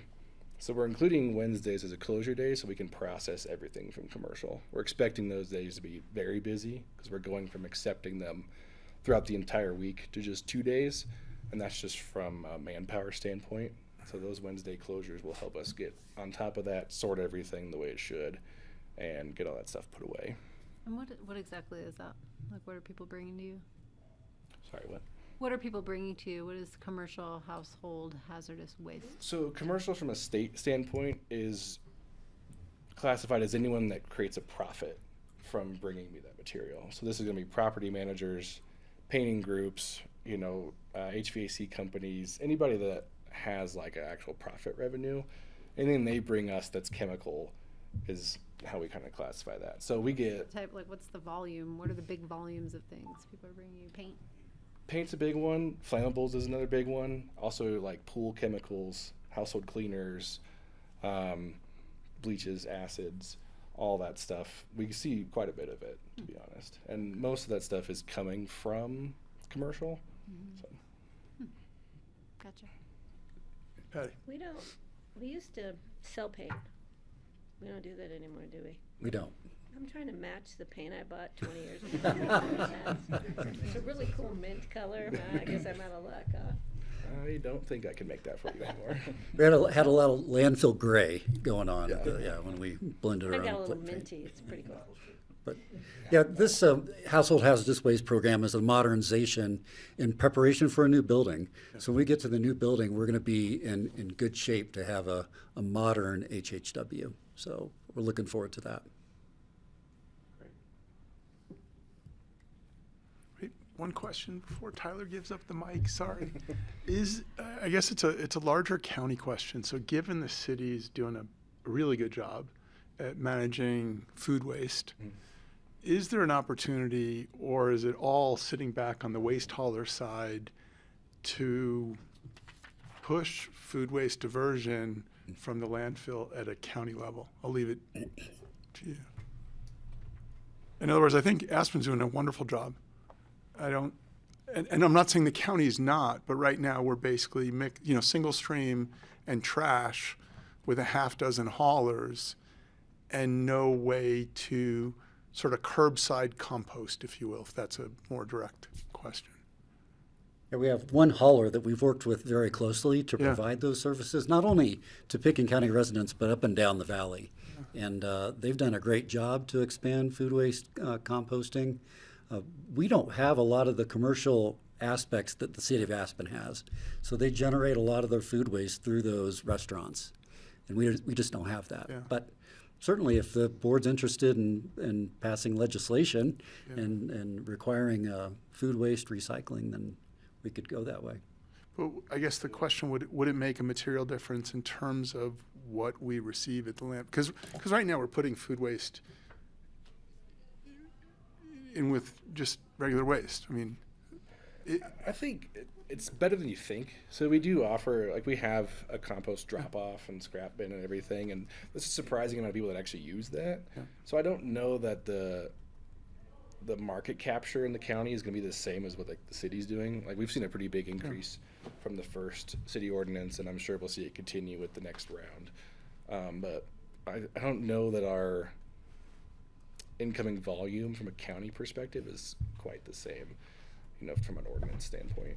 is there something else we should be doing at the county level to divert food waste without going the ordinance route? Is it education? Is it, here's your free white bucket, here's 4 of them? Yeah, we do the free buckets. Yeah, yeah. So that's already there. Education's always good. We try to roll those out. Historically, they've gone every couple of years or so. We run a new education campaign, so I think we're due for another one either this year or next year. But It's a good question for the contractor that picks up the food waste to find out what they're seeing and any ideas they would have to expand the program, because we use it in the compost, and it's a vital component of having good compost. Yeah, Patty. We had this discussion many years ago about requiring it in the countywide. Became an issue for those outlying homes, bears, wildlife, all those issues, and pickup. And I'm going to look at Ryan Mahoney, and there used to be composting, an opportunity to drop off somewhere mid-valley. I think that's gone. Is it in Basalt? Sorry to put you on the spot, but I just gotta. No, I'm good. So recently, within the last 2 years, Town of Basalt stood up a compost drop-off at Original Road and Highway 82 in a piece of property that we owned, where the old Umbrella Roofing site was. Oh, okay. So you can sign up and you can drop off there. What you might be thinking of is that there was the recycling drop-off. People were dumping everything. Well, yeah, but then, and I think what had happened was when Pitkin County had gone to mandatory in-house, then from the hauler that Brian referred to, that bill got, like, we were the only ones paying because it used to be shared between Eagle County, Pitkin County, and Town of Basalt, and we just couldn't afford it. So we realized at that point that the recycling piece was pretty well covered through household, that it was offered, and we didn't continue to see a lot of demand. There were some people that from various outposts in Eagle County that still wanted to see that there, but we had to let that one go. I know we have really good compliance with composting when you have like a homeowners association that has a shelter for their recycling and their trash and their compost, which a lot of places don't have. I know Snowmass does it only. You don't have door-to-door pickup in Snowmass, but I don't know what they do for composting in Snowmass. yeah, I think it's the same. They bring up food trucks. Yeah. And I wish it was valley-wide, because if you go to Glenwood Springs, it's hard to find anywhere to recycle anything, let alone compost, or let alone food waste. I mean, everything is just dumped, and it's really hard to go anywhere because you feel so guilty, but there's no place to put, to separate. And I've heard from people who live in Glenwood that it's frustrating for them too. So it's gotta be a valley-wide effort, and maybe that's something we can take on when we have joint meetings with our other electeds. Great idea. To see how can we work together to make this, a recycled community. Scott, the floor is yours. Thank you. Thank you. Thank you very much. Scott Mattice, Deputy Public Works Director. I'll be presenting the fleet update since Matt's out on PTO. As you see here, there's 41 replacements coming in 26, 16 additional or new purchases, and out of all those, 9 will be EVs for the year, which brings us up to 30 in our total fleet of EVs. As you saw last week, we presented Matt with his award, APWA did. Thanks to all of his work on the infrastructure, which you'll get to in a second, we can support charging all those vehicles, which is sometimes the challenge. When you add all those vehicles, can you charge them? And we're making some huge strides in abilities to charge those in several locations and in a rapid way. Also, we've got 12 million in capital purchases. Of those, the larger ones are the airport rescue truck, the ambulances, runway plow sweeper units. Those are the large chunks, and of course there's several other ones that will create that $12 million capital, which I think is the largest we've ever seen at Fleet. So it's big stuff coming. Question. Greg. Just regarding EVs, when will you have? Mike? Sorry about that, Andorra. When will you have good data about maintenance on the EVs and operational expense versus ICE vehicles? Like what is the internal combustion engine? Just in case somebody was I was thinking wondering. we have ICE vehicles we were sponsoring. I'm just wondering, hopefully what we're going to find out is that it seems like it makes a lot of sense, and I appreciate the award that Matt received. That was a surprise. So I'm just wondering, when you get the data back and you'll be able to look at, how is this working out? Yeah. So the answer is, the longer we wait, the better the data is. But we have that now. We've had EVs for several years. We had the first generation Nissan Leaf that we had experience with. So we can provide that data to the board anytime you would like. We're certainly collecting it.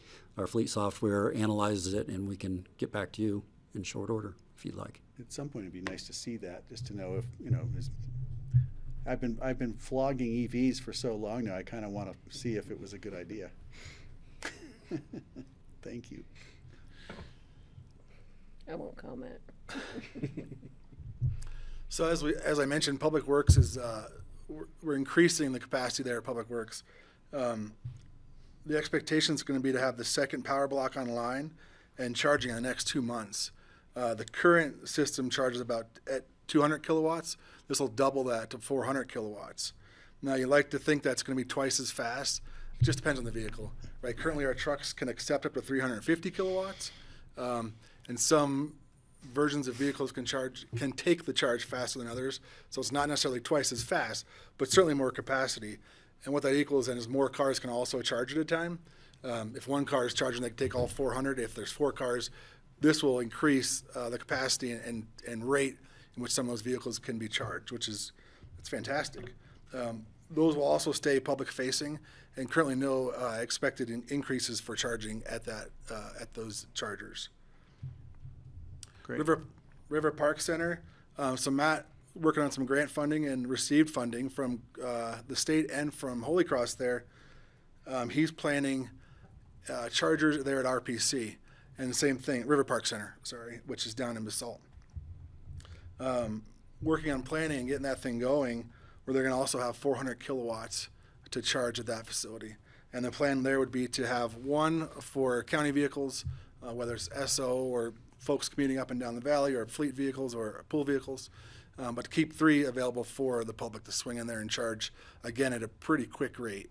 So that's exciting for RPC location, as we're seeing feeling the need for folks to charge as they travel up and down the valley, folks and staff. And one other thing about EV charge, and I just thought of it, which is we do have a Caterpillar prototype at the landfill now, which is fully EV, a full-size loader that we're testing at the landfill. So we'll have more data on that to see how well it worked out for those folks out there. Did they loan it to you, or how does that work? It's a test. It's a Drop it off? They dropped it off for testing. That's great. Charge it out there. We have a charger inside the Has to operations be building. that's a big vehicle. Got to be a big charger. It's huge. It's surprising that the battery pack in it isn't that much bigger than Really? what's in the truck. Yeah, but we're getting 4 to 6 hours of life out of it at landfill operations. It's that speeding coming down that hill that burns that power, right? Well, the speeding down the hill helps. It's recharge. Oh, yeah, regen. That's part of the infrastructure planning on these large units, especially like the Public Works facility, is if we ever went to an electric sweeper or a loader or larger vehicles, you could pull in there and charge those larger vehicles. Quick slides. This is some of those larger purchases we're making. Matt, and usually 1 or 2 of mechanics and then airport ops folks or ambulance folks will fly out to the facilities and see these actually being built. Basically, they submit a wish list, go out, see if the wish list can be made or not, and there's some tweaks that happen. But it's really interesting for staff and operators to go out to these locations and have that conversation, like, no, joystick will work here or not, or lights A, B, or C won't or will work. On the left there, that's Green Bay, Wisconsin, that's going to be that combo unit for the airport. Pretty large machine there, but again, to make the tweaks, to make the operator, and then also the folks that have to service it, right? Like, should we add a valve or a connector or a thingamajigger there to make it easier? They're having those conversations. The middle there is Chehalis, Washington. That is actually our ambulance in the center there. That's the stainless steel body, obviously, before it's painted, but that'll be mated with a chassis eventually. And then on the far right, that's Appleton, Wisconsin. And that's not our actual ARF truck, but it'll be similar to that one.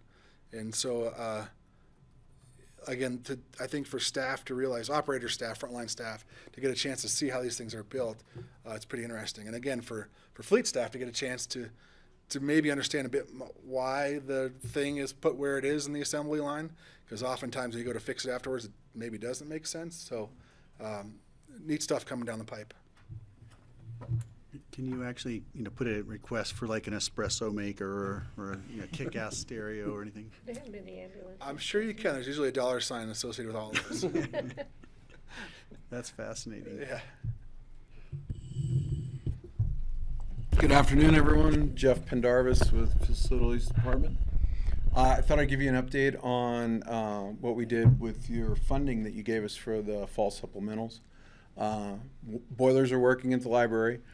We've been able to have 2 of those 3 working at about 100%.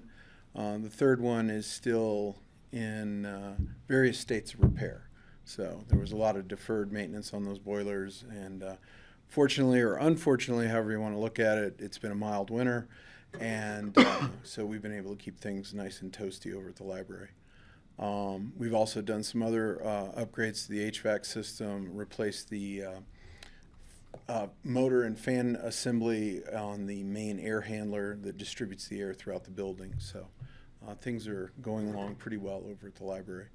At the Health and Human Services building, we relined the main sewer line that leaves the building and made some other improvements. We found that at some point, for some reason, the line had been choked down from a 6-inch line to a 4-inch line before it went back to a 6-inch line. So we got everything flowing there really well. So hopefully no more problems there at HHS. And then lastly, over at the courthouse, you can see the pipes in the background. It was really some, I'd call it art, and amazing work that the guys that did the plumbing work, the pipe fitters, to bring in, you now have new solid with no connections from the boiler plant, the chiller at the jail over to the courthouse. So those lines run continuous, so there should be no issues with those separating underground like we had. And they have new fittings, and if we ever have to turn those off, you now have inlets for temporary service, so that we can keep that building in hot and cold water, so that we can keep the AC or the heat working properly. So that's all wrapped up, exception of some landscaping that we'll attack in the springtime. So those 3 projects are just about wrapped up. Staff updates. The good news is we've had no turnover this past year as far as losing anyone. It's bittersweet. Arnie has given his retirement schedule. He'll be leaving us at the first part of April, and I look forward to him being able to enjoy his golden years with his wife and their horses, but we will miss Arnie. But we've fully staffed in the night crew and the cleaning staff, and with all of our other maintenance techs. So we think we've got an opportunity to offer that position to somebody from within. So we're doing good as a cohesive team, so continuing to grow together. So overall, I came to talk for 4 minutes. If you guys have any questions, let me know. But other than that, I feel pretty good about where the department's going. I did want to say that we're continuing to work in collaboration with the asset department on all of their various projects, the electrification that's coming down the pike, and doing whatever we can to assist and keep those projects moving forward. Excellent, Jeff. Patty. How many years has Arnie been here? I think he's been here 10. Now he's, he grew up, he was born in Creede. Yeah. He's from Creede. He's been in Aspen since the early 70s. He was with one of the airlines that used to fly into Sardi Field, so. Aspen Skiways. Yeah. Yeah, and I just want to tell you that the staff that's here in the evenings, or whenever I'm here in those weird hours, they're so polite, they're so nice, they're so friendly, they're so welcoming, and I really appreciate it, the work that they do, and that they all seem to work well together, which is huge. So thank you. Bet. I will pass that on. Yes, I I see a enjoy that. proud father smiling. I hear the stories all the time. Jeff, any update on the exterior, on the snow melt? There were health safety concerns from the library in terms of snow melt activity at the library, given the age of some of the population there. Well, you give me some snow and we'll try to melt it. But no, in all serious, that system has not been reduced this year. Okay. It won't be until the electrification project, is fully implemented, and then we'll see the effects of it. Okay. So we are melting as we have been for decades there. So And we need to, which has not been lately. Yeah. Thank you, Jeff. You bet. Good 4 minutes.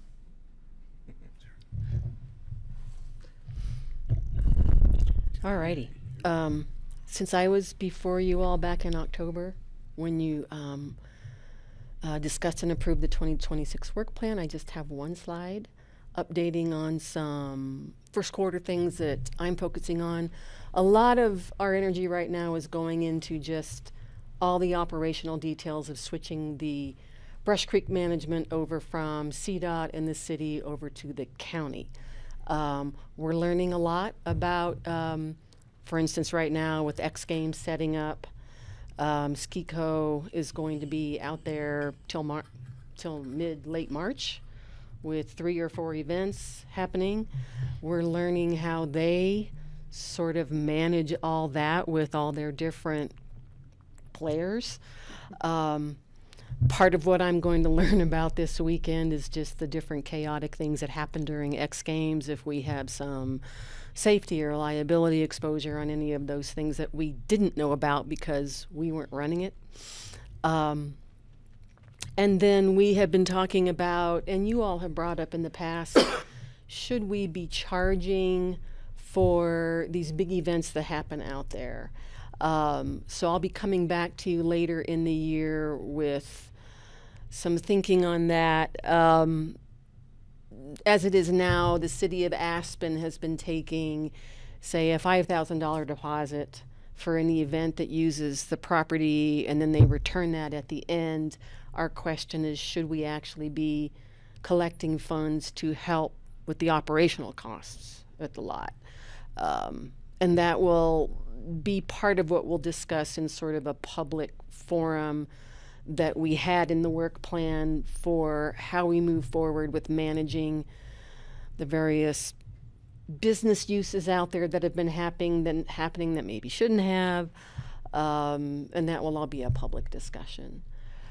We will be coming back with the plan to start prohibiting overnight parking and camping, and we'll be working closely with Health and Human Services on that, starting to talk to our parking enforcement company, probably most likely the one that's operating at Buttermilk and at the Health and Human Services building now. We're finishing up the new lease with RAFTA that the county is undertaking with RAFTA for use of the lot. I'll be coming to you all probably within the month for an ordinance to take that lease on. I'll be starting the work on the restrooms design prep. Our EOTC retreat, we had an ambitious goal of having that at the end of January. That's not happening.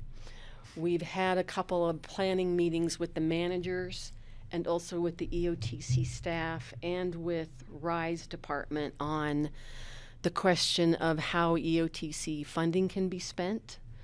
We want to submit some staff ideas about some new transportation congestion reduction strategies the staff has been talking about for a few years now.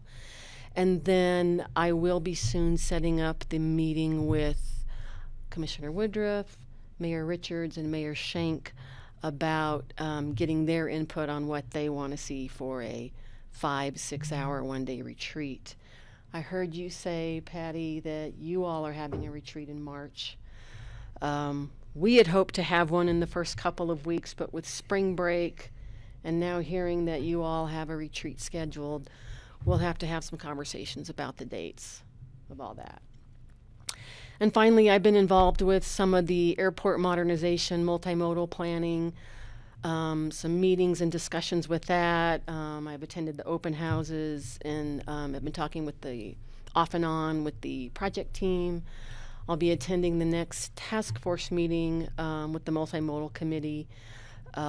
We had hoped, of course, to be integrating those discussions in with this big grant we were supposed to get, still could get, we don't know, which would, of course, Commissioner Postman bring in that bigger discussion about what's happening around the lumberyard, the airport, all of that. But of course, we don't know when we're going to get that big planning grant. So all the airport stuff is ongoing. Was that the build grant?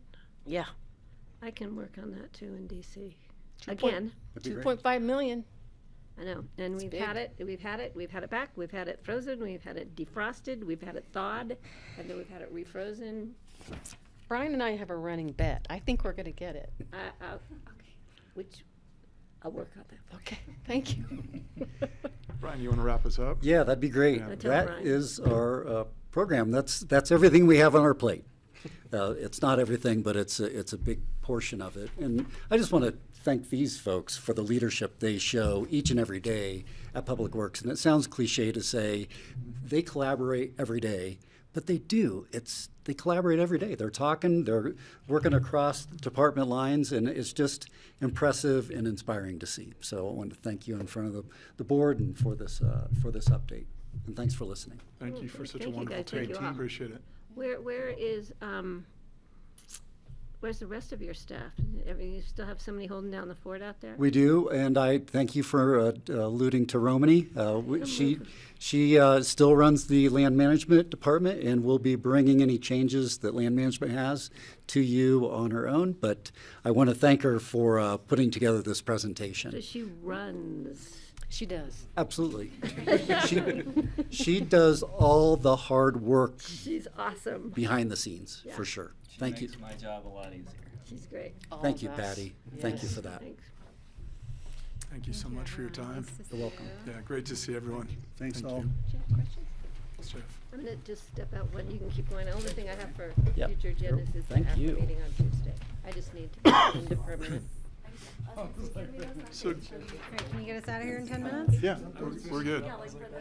So Grassroots, we are on to review of future agendas. We will do an open discussion, and we will adjourn by 4:45. So in the next 11 minutes, we will cover both subjects. I'm looking at the interim county manager. Future agendas. Couple of items. The one was with Patty stepping out. I wanted to chat with you all about potential retreat dates since we are pushing it back into March, and suggesting if we have confirmed that the clerk's judge will be able to do a swearing in on Tuesday, March 3rd at noon for the new commissioner. So figure we shouldn't have a retreat that first week. It's, give that person a little bit longer. So we were looking at potentially the March 18th, I believe it is before spring break. That is an off week. Looking at that 18th and 19th and wondering how your schedules are. Board retreat those days. And I'm looking at the ACRA calendar. Patty does not have a conflict in March. And the 18th.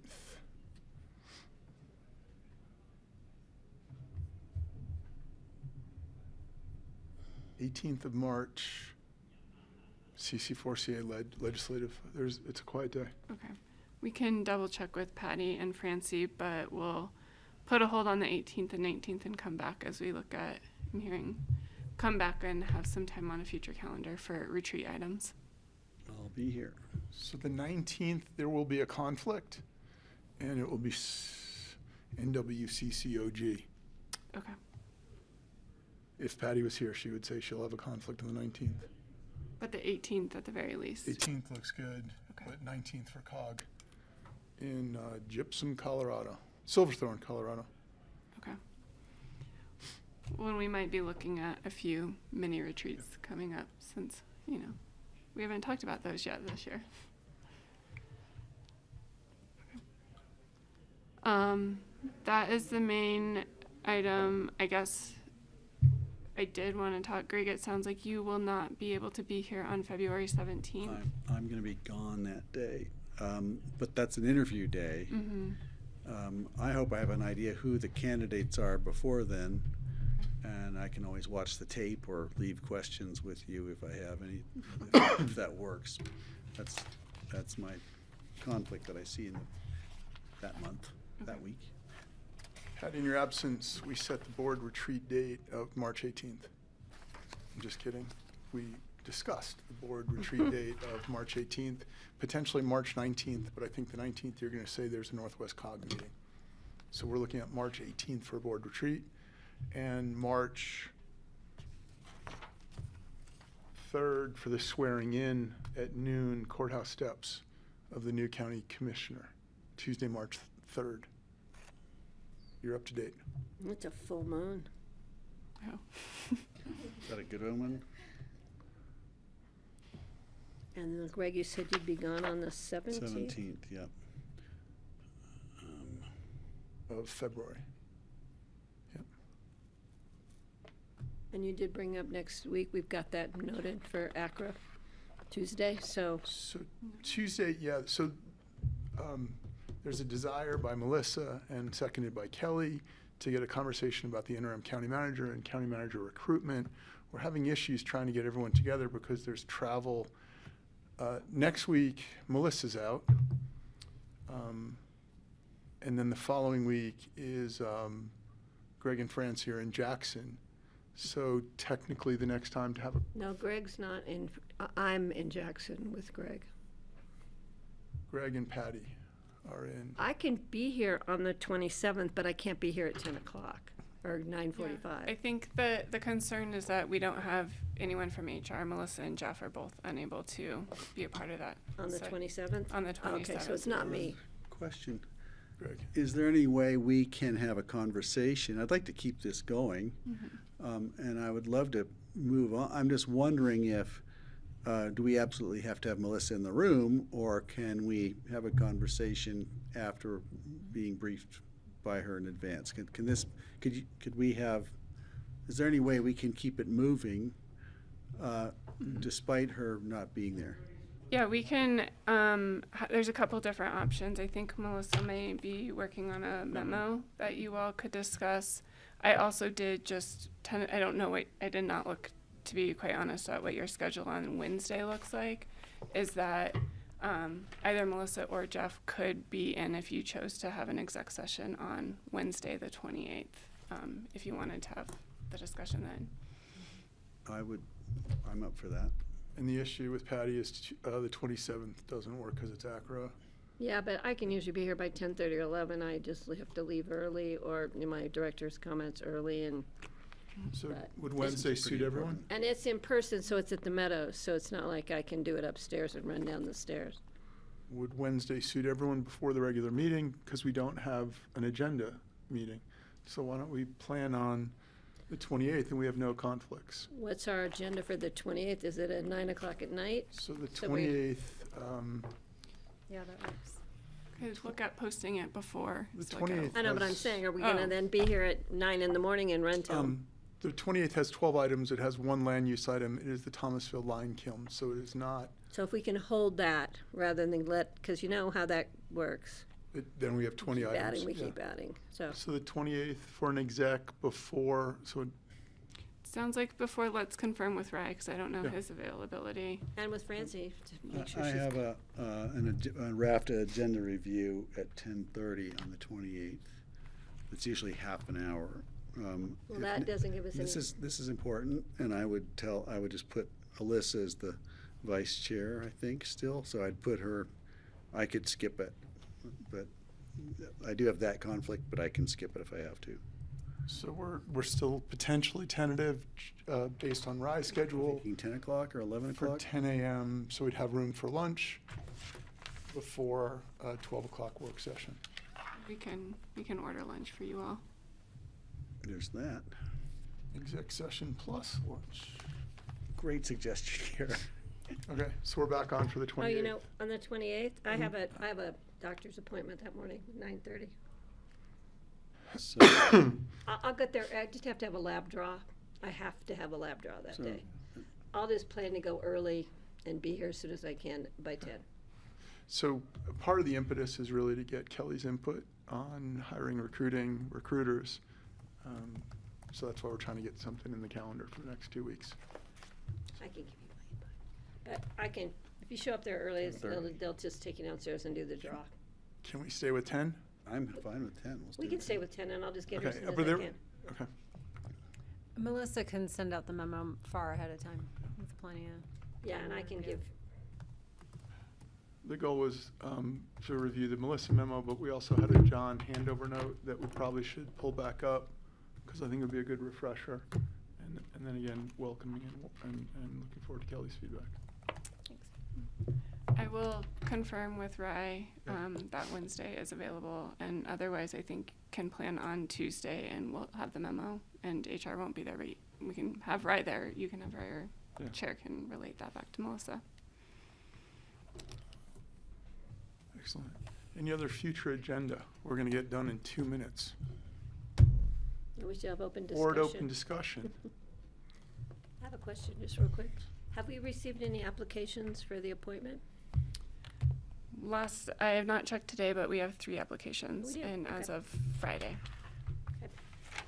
Excellent. Any further board open discussion? 90 seconds. Yes, quick. I'm uncomfortable with and this is how things are done. I understand.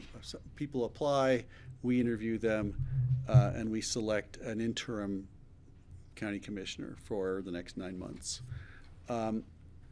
I want to make sure that their applications are as disseminated widely among the community as possible, because I want the community to know who are these applicants, and it's important to me because I don't think it should just be done in this room. It's not an election, but it's a very public thing that has very public consequences.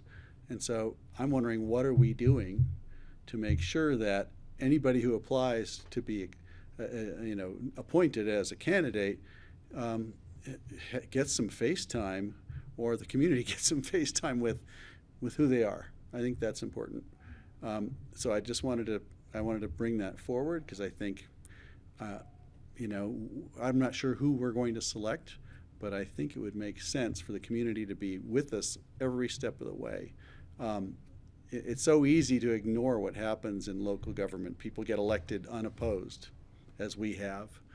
And it seems to me that I really want to do as much as I can to make sure the community has an opportunity to understand where things are going.